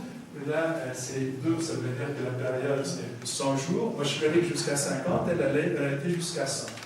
Et puis ça, c'est des magnitudes. Alors, vous voyez qu'elles vont bien dans le sens décroissant quand on monte, autrement dit, la luminosité augmente. En revanche, c'est une magnitude apparente, c'est certain, et ce qui correspond à la sensibilité de ces plaques. Si nous, on faisait la même chose, on n'aurait pas les mêmes magnitudes. Mais là, elle a donc, pour ces 25 étoiles, elle a fait la courbe des luminosités minimum, ici, et la courbe des luminosités maximum. Vous pouvez vérifier qu'à chaque point en bas, il y a un point qui correspond en haut. La petite histoire dit qu'en fait, elle avait 26 variables, mais que la feuille était trop petite pour mettre la 26e. Donc, on en a 25. Et elle a trouvé une formule, elle a pris la moyenne, et elle a trouvé cette formule-là. La magnitude, sa magnitude à elle, est égale à moins 2, en gros, log de P plus 16. Voilà. Donc ça, c'est sa découverte de base. Alors, si avec ça, ça ne serait pas, en fait, une découverte sensationnelle. La découverte sensationnelle, elle vient du fait suivant. Dans le même document qui a été publié la même année, elle a fait la remarque suivante. Puisque les variables sont probablement à la même distance de la Terre, leurs périodes sont apparemment associées avec leur émission réelle de lumière. Et ça, donc vous voyez qu'elle était extrêmement prudente, hein, probablement, apparemment, elle n'était pas vraiment sûre parce qu'elle a été assez émerveillée, je pense, parce qu'elle voulait. Et c'est tout à fait juste. Hein, c'est-à-dire que c'est la distance du petit nuage de Magellan, la taille du petit nuage de Magellan, c'est quelques dizaines d'années-lumière, c'est très faible par rapport à la distance du nuage de Magellan à la Terre. Et alors, ce qu'elle comprend tout de suite, c'est qu'elle aurait intérêt, à calibrer sa relation. Et à transformer la magnitude relative en magnitude absolue, qui aurait la forme suivante. Le coefficient sur le log de P serait le même, mais c'est l'ordonnée à l'origine, petit b, qui serait différent. Parce que si on connaissait ce b, si on pouvait convertir l'équation en magnitude absolue, comment on ferait? Ça permettrait de connaître toutes les distances, parce que connaissant P et B, vous pouvez connaître la magnitude absolue, vous mesurez la magnitude relative, et je vous ai dit que si on a les deux magnitudes, on a les distances. Donc ce truc-là, ça permettrait de connaître les distances des magnitudes. Le problème, c'est qu'il faut connaître B. Alors, comment connaître B? Il faut appliquer la même formule à l'envers. Il faut connaître la distance d'une céphéide. Et appliquer la formule magnitude absolue égale la formule qu'on a déjà vue. Et ça permettrait de calculer B. Le problème, c'est qu'il faut trouver une céphéide dont on connaît la distance. Alors, en fait, elle publie ça dans les années 1912, et puis elle arrête. Elle ne continue pas les recherches. Elle a eu une fin de vie, elle est morte en fait assez jeune, en 1921. Elle a eu une fin de vie très, très pénible. Elle est devenue sourde. Elle a eu le cancer, elle a attrapé le cancer, et elle est décédée, elle n'a presque plus publié. Et voilà. Et alors, donc elle ne pouvait pas publier elle-même, c'était le directeur de l'observatoire qui publiait, mais le directeur mettait son nom quand même. Il ne s'est jamais attribué, si vous voulez, la découverte. Il disait toujours que c'était Miss Kelly qui avait dit ceci ou cela. Mais on pense quand même à elle pour le prix Nobel de physique, vous voyez, en 1926, donc c'était trop tard. Mais on se rend compte que le jury ne savait pas qu'elle était morte, donc ils ont cherché, ils ont dit, elle n'a pas pris Nobel. Donc voilà l'histoire assez triste en fait d'un état de vie. Alors maintenant, tout le monde, disons que ce que je viens de vous raconter, c'était relativement, les astronomes de l'époque savaient donc ce qu'elle a décrit. Et le problème, c'est qu'aucune céphéide n'est vraiment proche. Alors pour connaître la distance des étoiles, le plus simple et le plus juste, c'est d'utiliser uniquement la géométrie. Alors je ne vais pas vous expliquer ce que c'est que cette méthode de parallaxe trigonométrique. De toute façon, il n'y avait aucune céphéide qui était assez proche pour l'utiliser. Donc il a fallu trouver une autre astuce, et c'est Ernst Kuhn, donc le monsieur du diagramme précédent, qui s'est acheté à la tâche, très vite, dès 1913. Il a utilisé une autre méthode qu'on appelle le parallaxe statistique, je ne vais pas non plus vous expliquer ce que c'est. Il utilise 13 céphéides, là, d'artérées dans la galaxie, 13 céphéides, et il l'utilise et il trouve leur distance donc, par cette méthode. Et il obtient une formule. Bon, voilà la formule. Il estime ainsi le petit nuage de Magellan à, donc il applique la formule au petit nuage de Magellan et trouve 30 000 années-lumière. La vérité, c'est 200 000. Donc vous voyez qu'on est quand même loin de la réalité. Bon, cela dit, c'est quand même la plus grande distance connue à l'époque. Bon, on était relativement satisfait de ça. Alors pourquoi il s'est trompé? D'où vient l'erreur? L'erreur, elle vient d'abord utiliser la méthode, voir la méthode est quand même que statistique, et faire des statistiques sur 13 étoiles, c'est pas assez. Mais quand on avait plus. Ça, c'est une première source d'erreur. Alors, il y en a une deuxième, c'est qu'il a pris des étoiles qui sont dans le plan de la Voie lactée. Et là, il y a un phénomène de rougissement. C'est-à-dire que ce n'est pas du vide qu'il y a entre les étoiles, il y a souvent des nuages de poussière. Et ces nuages, ils ont deux propriétés. Ils absorbent d'abord une partie de la lumière qui passe à travers, et d'autre part, ils rougissent la lumière. Ils ne s'absorbent pas de la même manière en fonction de la longueur d'onde. Donc finalement, si vous voulez, la lumière qu'on voit des étoiles, ce n'est pas la même que celle qui est émise par les étoiles. Il y a une différence. Donc, avec ces deux, lui, il ne savait pas ça. À l'époque, on ne le savait pas. Et donc, avec ces deux sources d'erreur, il trouve on ne peut pas trouver juste. Ça, c'est à peu près. Alors, l'étape d'après. L'étape d'après, c'est un Américain qui refait des calibrations avec de nouvelles étoiles. Alors, on cherchait beaucoup, on commençait à beaucoup chercher les céphéides. Et alors là, le problème, c'est qu'il utilise deux types d'étoiles. Alors, il utilise le type de céphéide vrai. Donc, c'est le type qui a été observé en état, mais il fait la même erreur là que l'astronome dans le plan galactique, autrement dit avec une luminosité qui est à partie atténuée. et il prend d'autres céphéides qui sont des W Virginis, qui sont les étoiles dont je vous ai parlé avant, et quand je vous ai dit qu'on pouvait se tromper. Ben, lui, il s'est trompé justement. Hein? Alors, en revanche, elles sont dans les amas globulaires, c'est-à-dire que leur lumière, elle rencontre beaucoup moins de nuages. Autrement dit, il n'y a pas cet effet de rougissement. Donc, si vous voulez, il a deux types d'étoiles, deux types d'erreurs qui sont différents et qui se compensent, curieusement, parce que c'est le hasard. Se compensent, c'est bien qu'ils se rendent compte de rien. Ils croient que c'est... Et ils ne modifient pas la relation, puisqu'en fait, ils trouvent la même. Ils prennent avec quelque chose près. Hein, il prend d'autres étoiles, il fait d'autres erreurs, mais finalement, on n'a pas avancé d'un iota. Alors, là, on arrive à un grand astronome, Hubble. Lui, il étudie, donc le taille du télescope a sérieusement augmenté. Hein. Maintenant, on est à 2,50 m. Hein. C'est très grosse, ça commence à être un gros télescope. Et lui, il cherche les troubles des céphéides dans Andromède. Ok. Et il évalue. Alors, il ne cherche pas à changer la formule, il utilise la formule pour évaluer la distance d'Andromède. Et il trouve 900 000 années-lumière. En réalité, c'est 2,5 millions. Ben, oui, il avait une formule fausse, il ne peut pas trouver juste. Hein. Alors pourquoi je vous en parle quand même? Ben parce que c'est une découverte qui a été importante, parce qu'à cette époque-là, on se demandait s'il y avait s'il y avait des galaxies ou pas. Si toutes les étoiles étaient dans la Voie lactée ou pas. Et on avait déjà une vague idée de la taille de la Voie lactée. On avait même des gens qui avaient fait des dessins de la Voie lactée.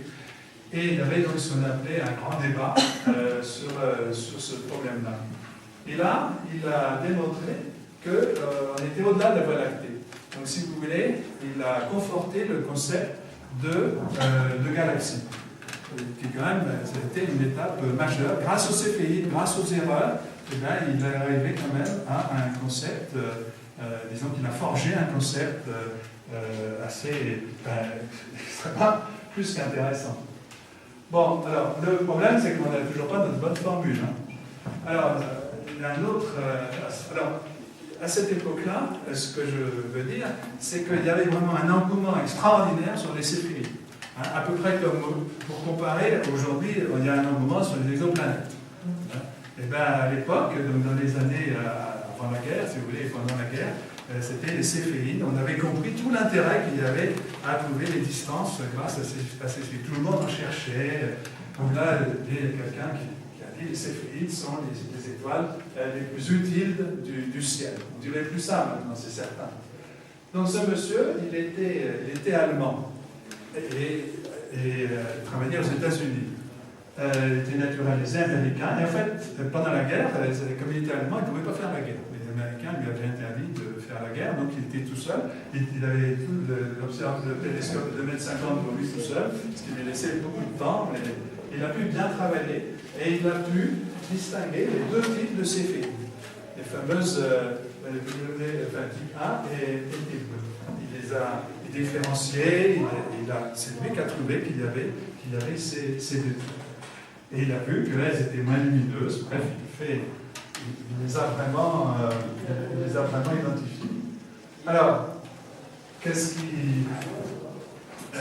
tout ça, ça aboutit à quoi? Ça aboutit en 1952 à une nouvelle calibration de la relation. Cette fois, c'est une calibration qui est beaucoup plus exacte, puisqu'on ne fait plus les erreurs qu'on a fait avant.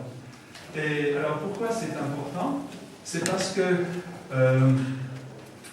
il double la distance d'Andromède. Et par là, si vous voulez, il y a une relation, alors je ne vais pas rentrer dans les détails parce qu'il est déjà un peu tard, mais il y a une relation entre les distances que l'on trouve là et l'âge de l'univers.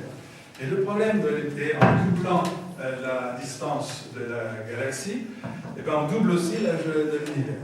Bon. Je ne vais pas vous expliquer pourquoi, mais c'est comme ça. Alors pourquoi c'est important? Parce que avant ça, on trouvait que la Terre était plus vieille que l'univers. On connaissait assez bien l'âge de la Terre, déjà. En 1900, au début des années 50, on savait que c'était en gros 4 milliards et demi d'années. Et là, avant, alors ça a beaucoup discrédité la cosmologie, évidemment, parce qu'on disait, c'est pas possible, la Terre n'est pas aussi vieille. Bref, donc c'est pour ça que ça c'est vraiment une nouvelle, si vous voulez, qui paraît-il a fait la une des journaux, et c'était vraiment une très grande nouvelle dans la cosmologie. Alors, maintenant, là je saute des années, et finalement c'est la mission Hipparcos, dont je vous ai déjà parlé, qui a mesuré, je crois, en tout à peu près 100 000, la distance de 100 000 étoiles. Et finalement, on est arrivé à cette relation-là, la magnitude absolue dans le visible qui est égale à moins 2,81 degrés, à la limite, peu importe les valeurs. Ce qui est important de voir, c'est qu'il y a quand même un grand nombre de céphéides qui ont été utilisés, la 81 pour ce nombre-là, et 210 pour celui-là. Moi, personnellement, ce qui m'amuse, c'est que la formule, elle a été faite en utilisant les céphéides du Grand Mage de Magellan pour ce nombre-là, et de la galaxie pour ce nombre-là. On n'a pas pris les mêmes étoiles pour trouver la formule. On a trouvé que c'était mieux comme ça. Il y avait des raisons, hein, mais c'est quand même assez étonnant. Voilà, alors, donc là, alors jusqu'à présent, finalement, je vous ai raconté une histoire qui est positive, hein, on ne fait que s'améliorer. Mais maintenant, voilà, comment dire, c'est un peu la fin de la belle histoire. Parce qu'on s'est rendu compte d'une chose, c'est qu'en améliorant la précision des mesures, on n'améliorerait pas la précision de la relation. Alors ce diagramme, là je suis très sûr que vous ne pouvez pas le voir, mais il représente des céphéides dans la voie lactée, des céphéides dans le petit nuage de Magellan, dans le grand nuage de Magellan, et dans même une ou deux autres galaxies. Et vous voyez qu'il y a une certaine bande, et que les céphéides, elles ne sont pas vraiment alignées. Alors pourquoi? C'est parce que la relation, ce n'est pas une relation exacte. C'est ce qu'on appelle une relation d'échelle. Hein? C'est-à-dire que les céphéides, elles ont une certaine homologie, elles ont une certaine ressemblance. On a vu avant qu'est-ce que c'était, elles sont bien dans une bande, mais elles ne sont pas toutes égales. Il n'y a pas deux céphéides absolument identiques, c'est bien évident. Donc ce n'est qu'une la relation que l'on essaie d'avoir, ça n'a qu'une valeur statistique. Donc au premier ordre, la relation est juste, mais il y a d'autres facteurs qui interviennent, des facteurs du second ordre, et qu'on n'a pas du tout étudié encore. Alors, je vais parler de 4 facteurs, et on va essayer de voir un petit peu quelle est l'influence que ces facteurs peuvent avoir.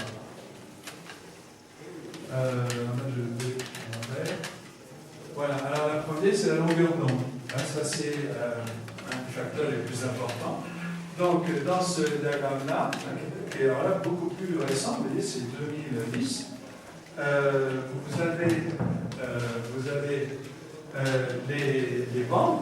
On a mis des céphéides du nuage de Magellan, c'est le grand, et de la galaxie. Et vous voyez aussi qu'elles ne sont pas alignées, donc là c'est des filtres, bleu, visible, IHK, donc là c'est l'infrarouge, et vous voyez que c'est beaucoup plus large ici que là, et vous voyez que la pente non plus n'est pas la même. Donc qu'est-ce que ça nous dit ce diagramme? Qu'il faudrait mieux chercher dans l'infrarouge, c'est-à-dire ici on aurait une meilleure formule qu'en cherchant dans le visible. Donc c'est ce qu'on a fait. Et maintenant, on utilise plutôt des formules dans l'invisible, dans la bande K. Par exemple, je vous donne un exemple. Alors, des exemples comme ça, on peut en trouver énormément. Tous les astronomes peuvent chercher leur relation réelle. Il suffit d'avoir du temps de télescope et de faire des relations. Voilà donc une autre formule qui a été obtenue par ce monsieur-là en 2007, une dizaine d'années. Dans la bande K. Alors, moi, je me suis amusé à chercher un peu la précision que vraiment on avait dans la bande K. On dit que c'est maintenant la bande la plus précise, c'est celle qu'il faut utiliser. Donc voilà un diagramme Vous avez là 10 CPI, c'est sans doute les CPI les plus étudiés par tout le monde, Carina, etc., peu importe leur nom. Je les ai classés là par période. Vous avez là une période de 35 jours, là ça va jusqu'à 3 jours. Donc ça couvre assez bien le spectre de CPI. Là vous avez la distance qui est en parsec, qui est calculée, obtenue de manière géométrique par le télescope Hubble. On dit théoriquement c'est la distance la plus exacte. Là, vous avez la magnitude apparente dans le cas, qui est mesurée également par le télescope HST. Et puis là, vous avez la distance qui est calculée par la formule telle que je vous l'ai expliqué avant. Et puis là, vous avez le pourcentage de la précision qu'on note. Vous voyez qu'en gros, pour toutes les étoiles, on est en dessous de 10%, sauf une. Hein, sauf celle-là. Et celle-là, donc on l'explique, parce que là, cette étoile a un compagnon. Je vous ai dit au début qu'il y avait des variations extrinsèques ou intrinsèques. Pour le moment, on parle d'une variation intrinsèque, mais parfois il y a l'extrinsèque aussi. Vous imaginez que s'il y a, en plus de la CPI qui fait ça, il y a une autre étoile qui tourne, ça perturbe absolument tout. Et tout devient faux, pas tout devient faux. Soit il faut corriger, on peut toujours essayer de corriger, mais enfin là, en tout cas, la correction n'a pas été bonne, puisque on est arrivé plus souvent. Sinon, ça donne un ordre de grandeur, donc de la précision que l'on a. Récemment, ces choses-là datent d'une dizaine d'années, dans ces formules de CPI. Alors, le mode, je l'ai dit qu'il y avait plusieurs modes de l'équation, alors là, je vais aller vraiment très vite. Ça, je vous donne un exemple pour montrer que les formules ne sont pas les mêmes pour le mode fondamental, la première harmonique ou la deuxième harmonique. Donc ça, ce sont les magnitudes, les chiffres sont différents, moins 2000, moins 3, 1, etc.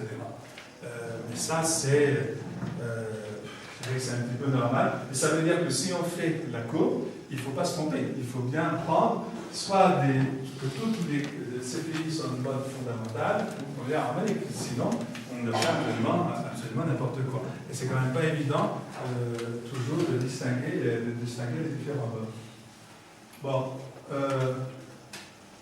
Alors, la température. Donc, la température, bon, là, j'accélère, je pense. La température, on peut démontrer assez facilement que dans la mesure où les CPI sont sur une bande étroite, disons dans le diagramme HL, et qu'elles ont une autre bande étroite sur le diagramme de la relation PL, eh bien, il existe une autre bande étroite par conséquence entre la période et la température. Donc si vous voulez, il existe entre la température et la période une relation. Donc là, vous connaissez la couleur, bleu moins V, donc la température, d'après ce que je vous ai dit avant. On met 0 parce qu'on indique que c'est dérougi. On a fait la correction que n'avait pas fait Hertzsprung en 1913. Et donc voilà, une formule qui vaut ce qu'elle vaut. Elle a été faite à partir de 321 CPI, c'est beaucoup. En revanche, il n'y a pas de relation avec la formule de base. Normalement, quand vous avez une formule et qu'on vous dit c'est le premier ordre, on rajoute un terme pour le second ordre, puis un pour le troisième, etc. C'est comme ça qu'on fait d'habitude. C'est ce que cet exemple-là donne. Vous avez la magnitude, log de P moins. Donc ça, c'est la formule CP normale du premier ordre, et lui, il a rajouté un élément du second ordre. Seulement, pour le moment, donc, tout le monde est d'accord sur l'influence de la température, mais on n'a pas encore trouvé la formule miracle, si vous voulez, enfin la formule définitive pour inclure la température dans la formule. Ça, c'est un axe de recherche. Alors, la métallicité, c'est pire. Alors, ce qu'on appelle métallicité d'une étoile, c'est le pourcentage des éléments qui sont ni l'hydrogène ni l'hélium. Dans l'univers, vous savez essentiellement l'hydrogène et l'hélium, et tout ce qui n'est pas hydrogène et hélium, dans une étoile, ça s'appelle un métal. Rien à voir avec la définition d'un métal ordinaire. Et là, alors les gens, probablement, ne sont pas d'accord sur l'importance l'influence de la métallicité sur la relation. Alors, dans cet exemple, vous avez, au niveau des détails, vous voyez qu'il y a plusieurs courbes, plusieurs droites. Chaque droite correspond à une galaxie proche. Donc, il y a Andromède, il y a le petit nuage géant, le grand nuage géant, etc., etc. Et ces éléments-là ont des métallicités différentes. Hein. Chacune de ces galaxies naines ont des métallicités particulières. Et vous voyez que là, on dit la courbe, elle dépend de la métallicité. En revanche, vous avez d'autres expériences qui disent, en particulier dans l'infrarouge, qu'il n'y a pas d'impact. Vous voyez là-dessus, autant sur la température, on sait qu'il y a une influence, sur la métallicité, et il n'y a pas encore vraiment de consensus. Alors finalement, on peut se demander vraiment où on en est dans cette relation réelle, parce que ça paraît assez confus. Alors, ce qui est sûr, c'est que c'est un peu un mirage. Il n'y a pas de relation réelle. Alors j'ai pris ces deux citations. L'existence d'une relation réelle universelle pour les CFI classiques est une illusion qui n'est justifiée que d'un point de vue historique. Et ce sont des chercheurs, disons, pas si vieux que ça, en 2008, qui disent ça. Donc ils disent que la relation réelle dans l'état limite, elle n'existe pas. Encore plus récemment, un autre chercheur, cette année, en fait, il a fait une conférence pour expliquer pourquoi, il dit que la précision de la calibration de la relation réelle, de la loi de Leavitt, est insuffisamment compétitive à cause d'incertitudes systématiques. Hein? Donc il y a des incertitudes dans cette relation réelle et finalement on donne la porte. Donc c'est clairement un axe de recherche. On espère que les missions spatiales actuelles, donc le Hubble Space Telescope au futur, qui vont donner des mesures, qui vont améliorer la mesure par géométrique des CPI, on espère qu'elles vont améliorer la situation. Alors, il ne faut pas être trop pessimiste quand même. Et il faut remarquer, il faut dire, que les CPI restent un outil majeur d'évaluation des distances aujourd'hui, malgré les incertitudes dont je vous ai parlé avant. Et que on considère que ce sont de bonnes chandelles standards. Alors, ce qu'on appelle une chandelle standard, c'est, des chandelles, il n'y en a plus beaucoup, mais l'idée, c'est de dire, si on a, mettons, un lampadaire ou une chandelle, si on a des objets qui sont identiques, et que qu'on les positionne à différentes distances, si on mesure leur éclairement à un endroit donné, on peut connaître leur distance. Ça tombe sous le sens. Donc, les CPI, c'est ça, c'est-à-dire qu'elles ont un mécanisme qui permet de trouver leur distance en appliquant les règles de ce mécanisme. Donc on les utilise pour mesurer des distances entre 1000 parsec et 30 mégaparsec actuellement. Ce qui est quand même énorme, parce que les CPI dont je vous ai parlé, les CPI, elles étaient à moins de 1000 parsec, elles étaient plutôt à 300, 400 parsec. Alors je me suis amusé à chercher jusqu'où on avait été vraiment pour analyser les CPI, en regardant les CPI. Alors, vous voyez, là, dans cette galaxie, on a été jusqu'à 33 mégaparsec. Hein? Alors, on multiplie par la 30, on multiplie quand même, on passe de kiloparsec au mégaparsec, on multiplie par 1000. Hein? Donc là, on multiplie par 30 000, c'est pas rien. Donc là, vous voyez, on a trouvé 43 céphéides à 33 mégaparsec. Je vais passer un instant sur cet exemple-là, qui est plus loin. Ce n'est pas parce qu'il est plus loin qu'il est plus intéressant. Vous allez voir pourquoi. Voilà. Donc c'est la galaxie UGC 93-91. Alors voilà son image. En soi, ça n'a rien qui a été prise par le HST.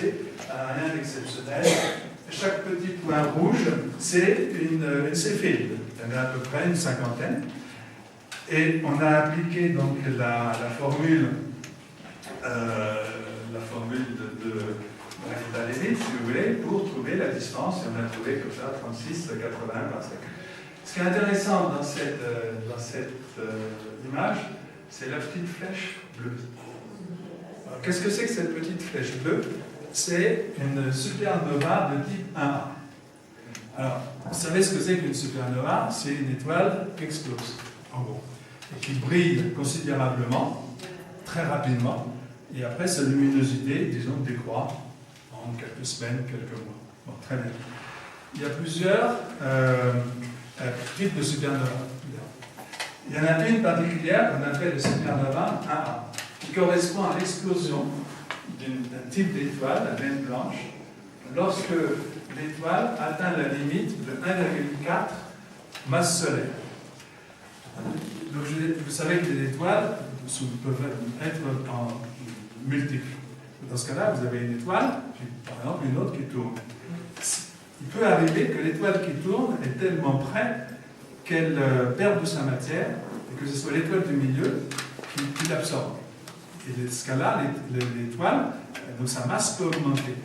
Et ces naines blanches, qui sont très tranquilles, je dirais, lorsqu'elles ont des masses, par exemple comme le Soleil, ben lorsqu'elles atteignent cette masse-là, elles explosent. Alors ça a été démontré il y a assez longtemps, c'est évidemment assez compliqué. Donc ça veut dire qu'elles sont pratiquement toutes les mêmes.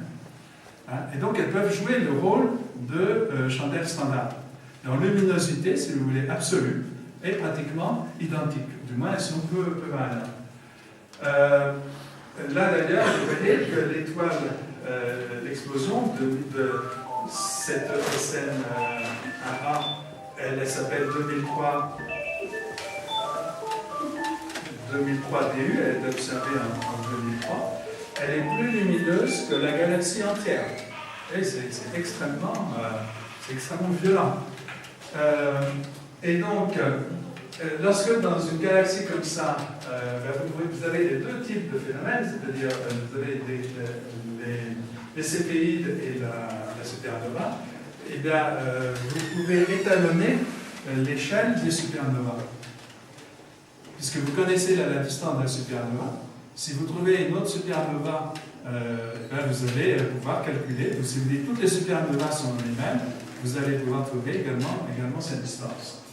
Donc, d'où l'intérêt. Donc voilà un résumé, si vous voulez, de ce que j'ai raconté. Vous avez les céphéides qui sont utilisés essentiellement pour des distances entre 1000 parsecs et puis des 30 mégaparsecs, bien qu'on a vu que maintenant ce dessin, ce diagramme, il date de 2009, mais en fait tous les 5 ans, ou quasiment tous les ans, on pourrait le modifier en fonction de la technologie. Vous avez la Hipparcos, vous avez la Gaia, que je vous en ai parlé, et puis là vous avez les SN. Donc notre étoile, notre galaxie est précédente, elle est quelque part par là.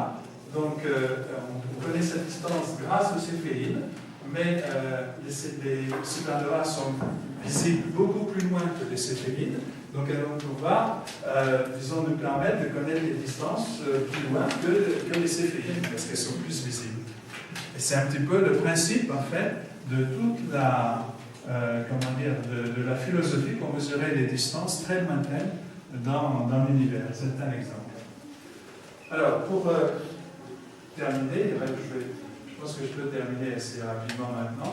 Je vais vous parler de ces deux lignes-là. BW, ça veut dire Blood Vesseling. Donc ça, ce sont des méthodes de calcul de distance qui ont également trait aux céphéides. C'est pour ça qu'elles sont, disons, dans notre sujet. Voilà. Je vais vous parler de les deux méthodes. En réalité, parallaxe de fixation et ambulance de surface, je vais surtout parler de la première. On passera aux questions.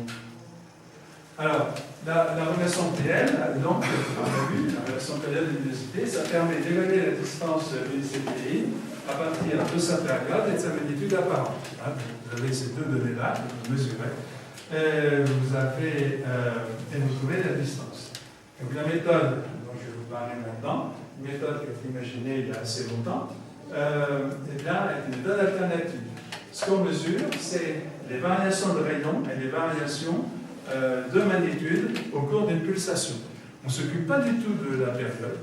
On mesure uniquement le rayon et la magnitude. Et vous allez voir que ça permet de trouver également la distance. Alors on en a fait un tas de variantes depuis plus de 50 ans. Moi je vais vous parler des variantes récentes. Alors le principe est extrêmement simple pour le coup. Là vous avez la céphéide, avec son rayon R, elle est à une distance D, vous la voyez, c'est un angle θ.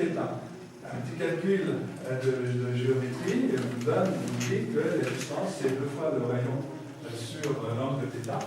Et que comme la céphéide elle bouge, on peut appliquer la distance c'est 2 fois la différence, l'écart de rayon divisé par l'écart de l'eau. Donc c'est, on va arriver une formule plus simple, mais le problème c'est qu'il faut connaître ΔR, c'est-à-dire la variation de rayon pour une pulsation, et la variation de l'angle sous lequel on va la céphéide autour des pulsations. Un autre avantage, c'est que cette formule elle est valable pour les céphéides, elle est valable pour toutes les étoiles qui vibrent comme les céphéides, mais on s'en fiche qu'elle ait une période de 1 jour ou de 100 jours. Ça n'intervient pas. Alors, comment on mesure on mesure ΔR par spectroscopie.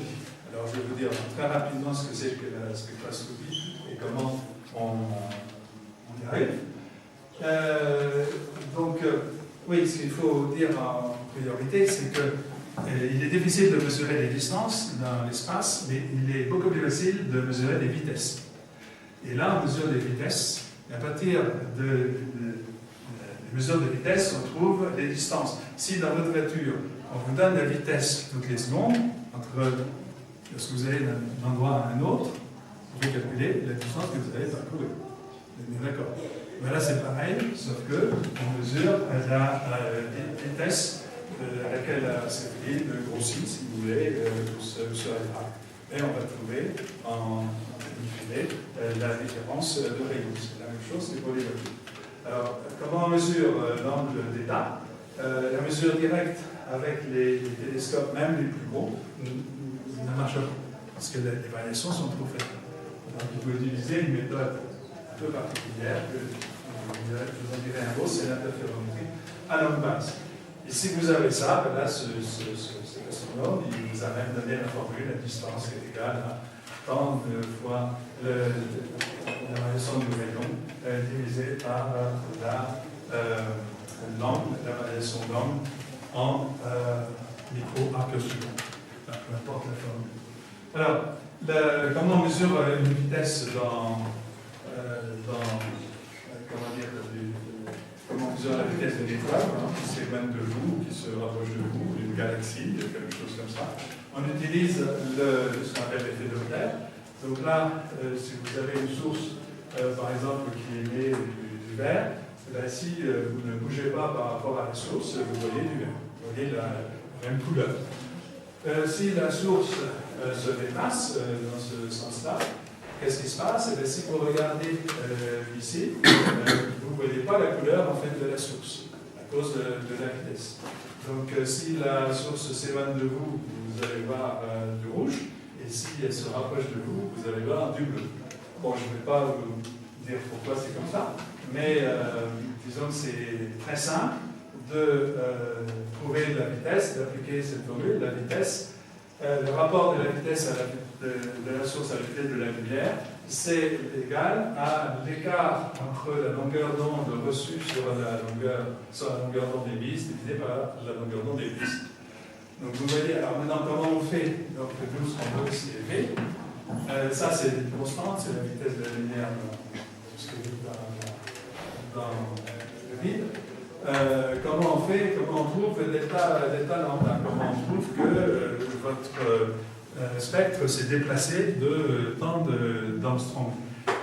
Dans les spectres, il y a des raies qui sont dues aux différents éléments. Et ces raies ont des longueurs d'onde extrêmement précises. Alors, il y en a des milliers dans le spectre d'une étoile. Elles ont, et vous voyez, là, on vous a montré un spectre avec ces raies-là, de l'étoile, et là, vous voyez, les raies se sont déplacées vers le rouge. C'est exactement les mêmes, elles sont toutes par là. Et dans notre cas, elles sont toutes par là.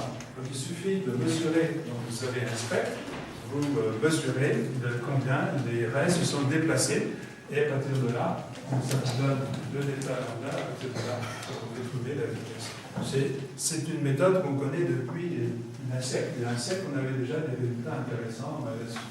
Alors seulement, il y a un petit problème. Le petit problème, c'est que ce que je vous dis là marche bien, parce que tout le corps, tout l'astre, s'éloigne ou se rapproche de vous. Mais là, ce n'est pas tout à fait ça. Il y a deux problèmes en réalité. Vous avez la céphéide là, qui grossit. Par exemple, grâce avec cette flèche. Vous voulez mesurer, vous, la vitesse de pulsation. En fait, vous mesurez la vitesse radiale. Et vous voyez que ici, par exemple, le déplacement, c'est dans ce sens-là. Dans ce sens-là, il n'y a aucune vitesse par rapport à vous, si l'observateur est là. Donc ici, vous mesurez bien la vitesse de pulsation, mais ici, vous ne mesurez rien. Donc il y a un rapport entre la vitesse de pulsation et la vitesse mesurée qui est supérieure à 1. Vous ne mesurez pas en fait la bonne chose. Vous mesurez quelque chose, mais ce n'est pas juste. Et il y a un autre problème, ça va plus grave que ça. Je vous ai dit la photosphère a une certaine profondeur. Donc là, si vous êtes ici, dans le milieu de l'étoile, votre photosphère, donc vous avez tant de centaines ou de milliers de kilomètres. Mais au bord de l'étoile, vous ne mesurez pas vous mesurez pas la photosphère au même endroit. Elle est plus loin de l'étoile, elle est plus froide.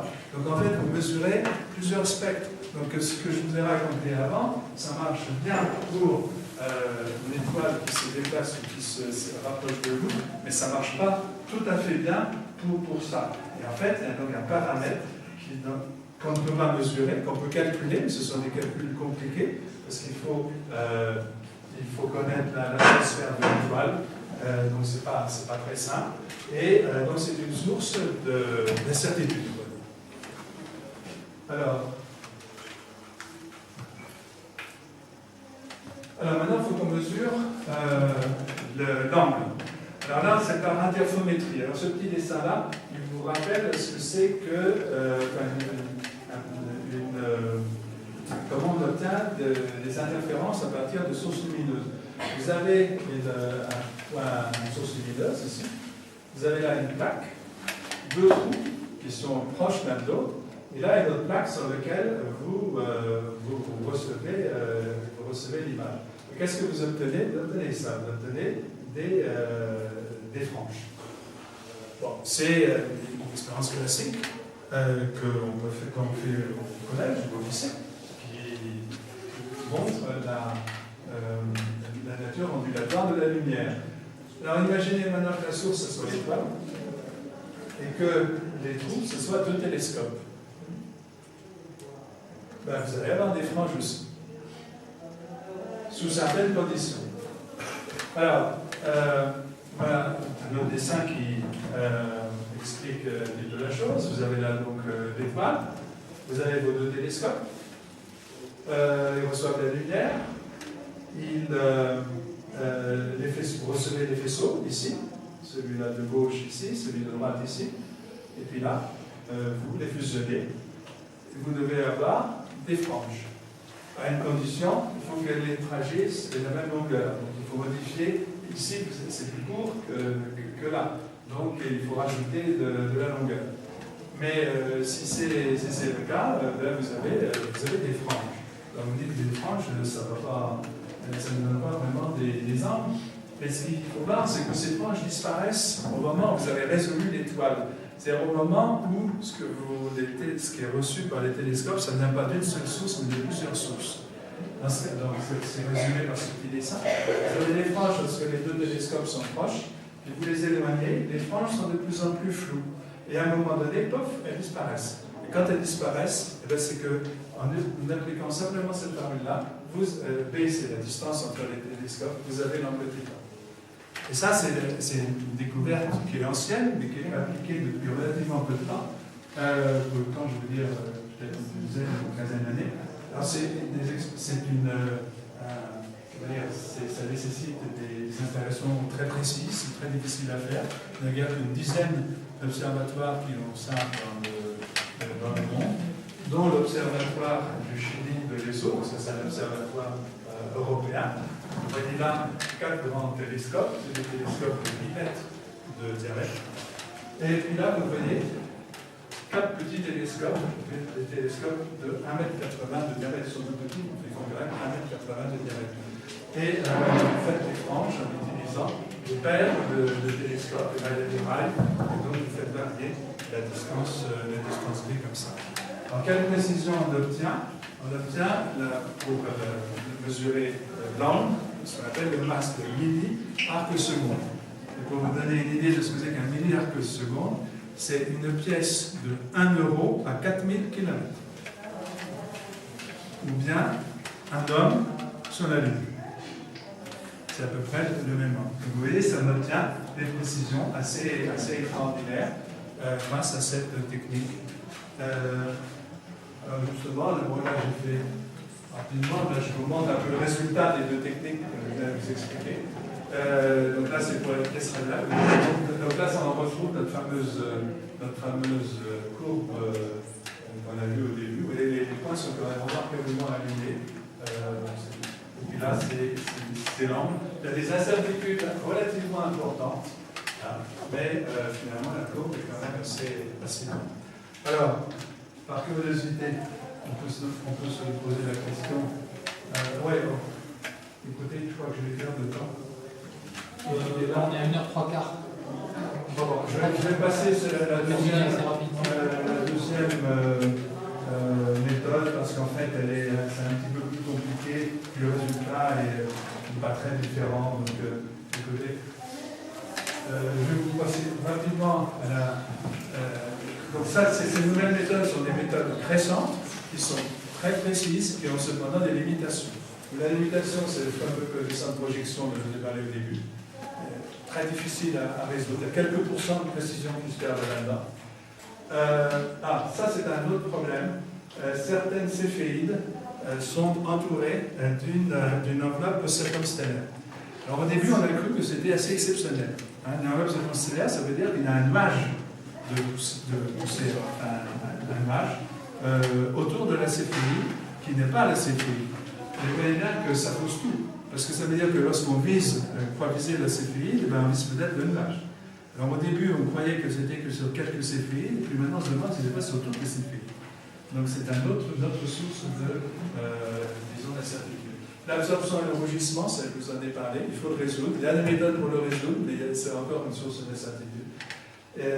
Autre chose, la binarité possible des céphéides, je vous en ai parlé aussi. Si, disons, les mesures sont troublées par une autre étoile ou une grosse planète qui tourne autour de la céphéide, toutes les mesures que vous faites sont attachées d'une certaine erreur. Alors, qu'est-ce que ça donne sur les disciplines dont je vous ai parlé avant? Là, ce sont là, c'est les mêmes distances qui sont faites, qui sont calculées directement par le Hubble. Voilà les longueurs, les distances qui sont trouvées par les deux méthodes dont je vous ai parlé. Enfin, je ne vous ai pas parlé de celle-là, en réalité. Et là, vous voyez les pourcentages, les erreurs, enfin les écarts qu'il y a relatifs entre les résultats obtenus par ces deux méthodes-là et la méthode géométrique. Donc vous voyez qu'on est toujours autour de quelques pourcents, avec cette exception-là, en bleu sagittaire, qui est justement une binaire, qu'on appelle une binaire spectroscopique. Donc finalement, ça correspond à ce que je vous ai dit avant. Et sinon, finalement, le résultat de tout ça, ça montre que on connaît les distances des céphéides, disons à quelques pourcents près. Ce n'est pas terriblement précis. Il est extrêmement difficile de passer en dessous du pourcent. C'est même à l'heure actuelle impossible. On est toujours dans une marge de quelques pourcents.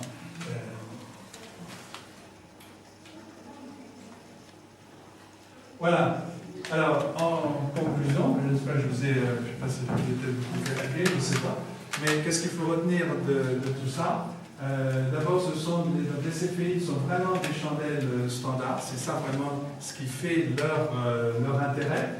Donc la relation PL, elle est toujours, malgré ses défauts, elle est toujours extrêmement utilisée. En revanche, la dynamique finalement des CFI est beaucoup plus complexe que ce que l'on imaginait et on est très loin de savoir exactement comment elle fonctionne. Et donc la relation PL, elle n'est pas du tout dans sa phase définitive. Cela dit, et je voudrais vraiment terminer par ça, ce sont des étoiles qui restent, comme toutes les étoiles variables, elles sont extrêmement utiles. Parce qu'en astronomie, on ne peut pas faire d'expérience. En astronomie, on fait des observations et des calculs. Et on compare les calculs aux observations. Et vous comprenez bien qu'avec les étoiles variables, parmi lesquelles les céphéides, on observe non seulement tout ce qu'on observe normalement, mais en plus on observe la période, l'écart de magnitude. On peut observer les vitesses de changement de magnitude. Donc on observe un tas de paramètres supplémentaires. Et ces paramètres, il faut les modéliser. Donc on a beaucoup plus de données pour comparer les modèles aux réalités. C'est pour ça que ce sont des étoiles. Toutes les étoiles variables sont extrêmement importantes pour, disons, l'amélioration de notre connaissance des étoiles. Voilà, c'est tout.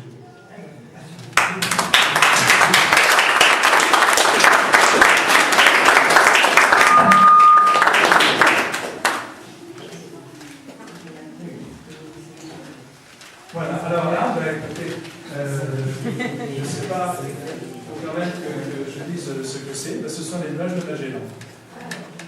Le petit nuage et le grand nuage. Donc, ces nuages de Magellan sont toujours très utilisés pour étudier les CFI, parce que justement, ils ne sont pas dans le plan de la galaxie. Donc là, c'est là où on est allé à trouver les 25 étoiles qui ont commencé pour l'histoire, mais là, elles sont pour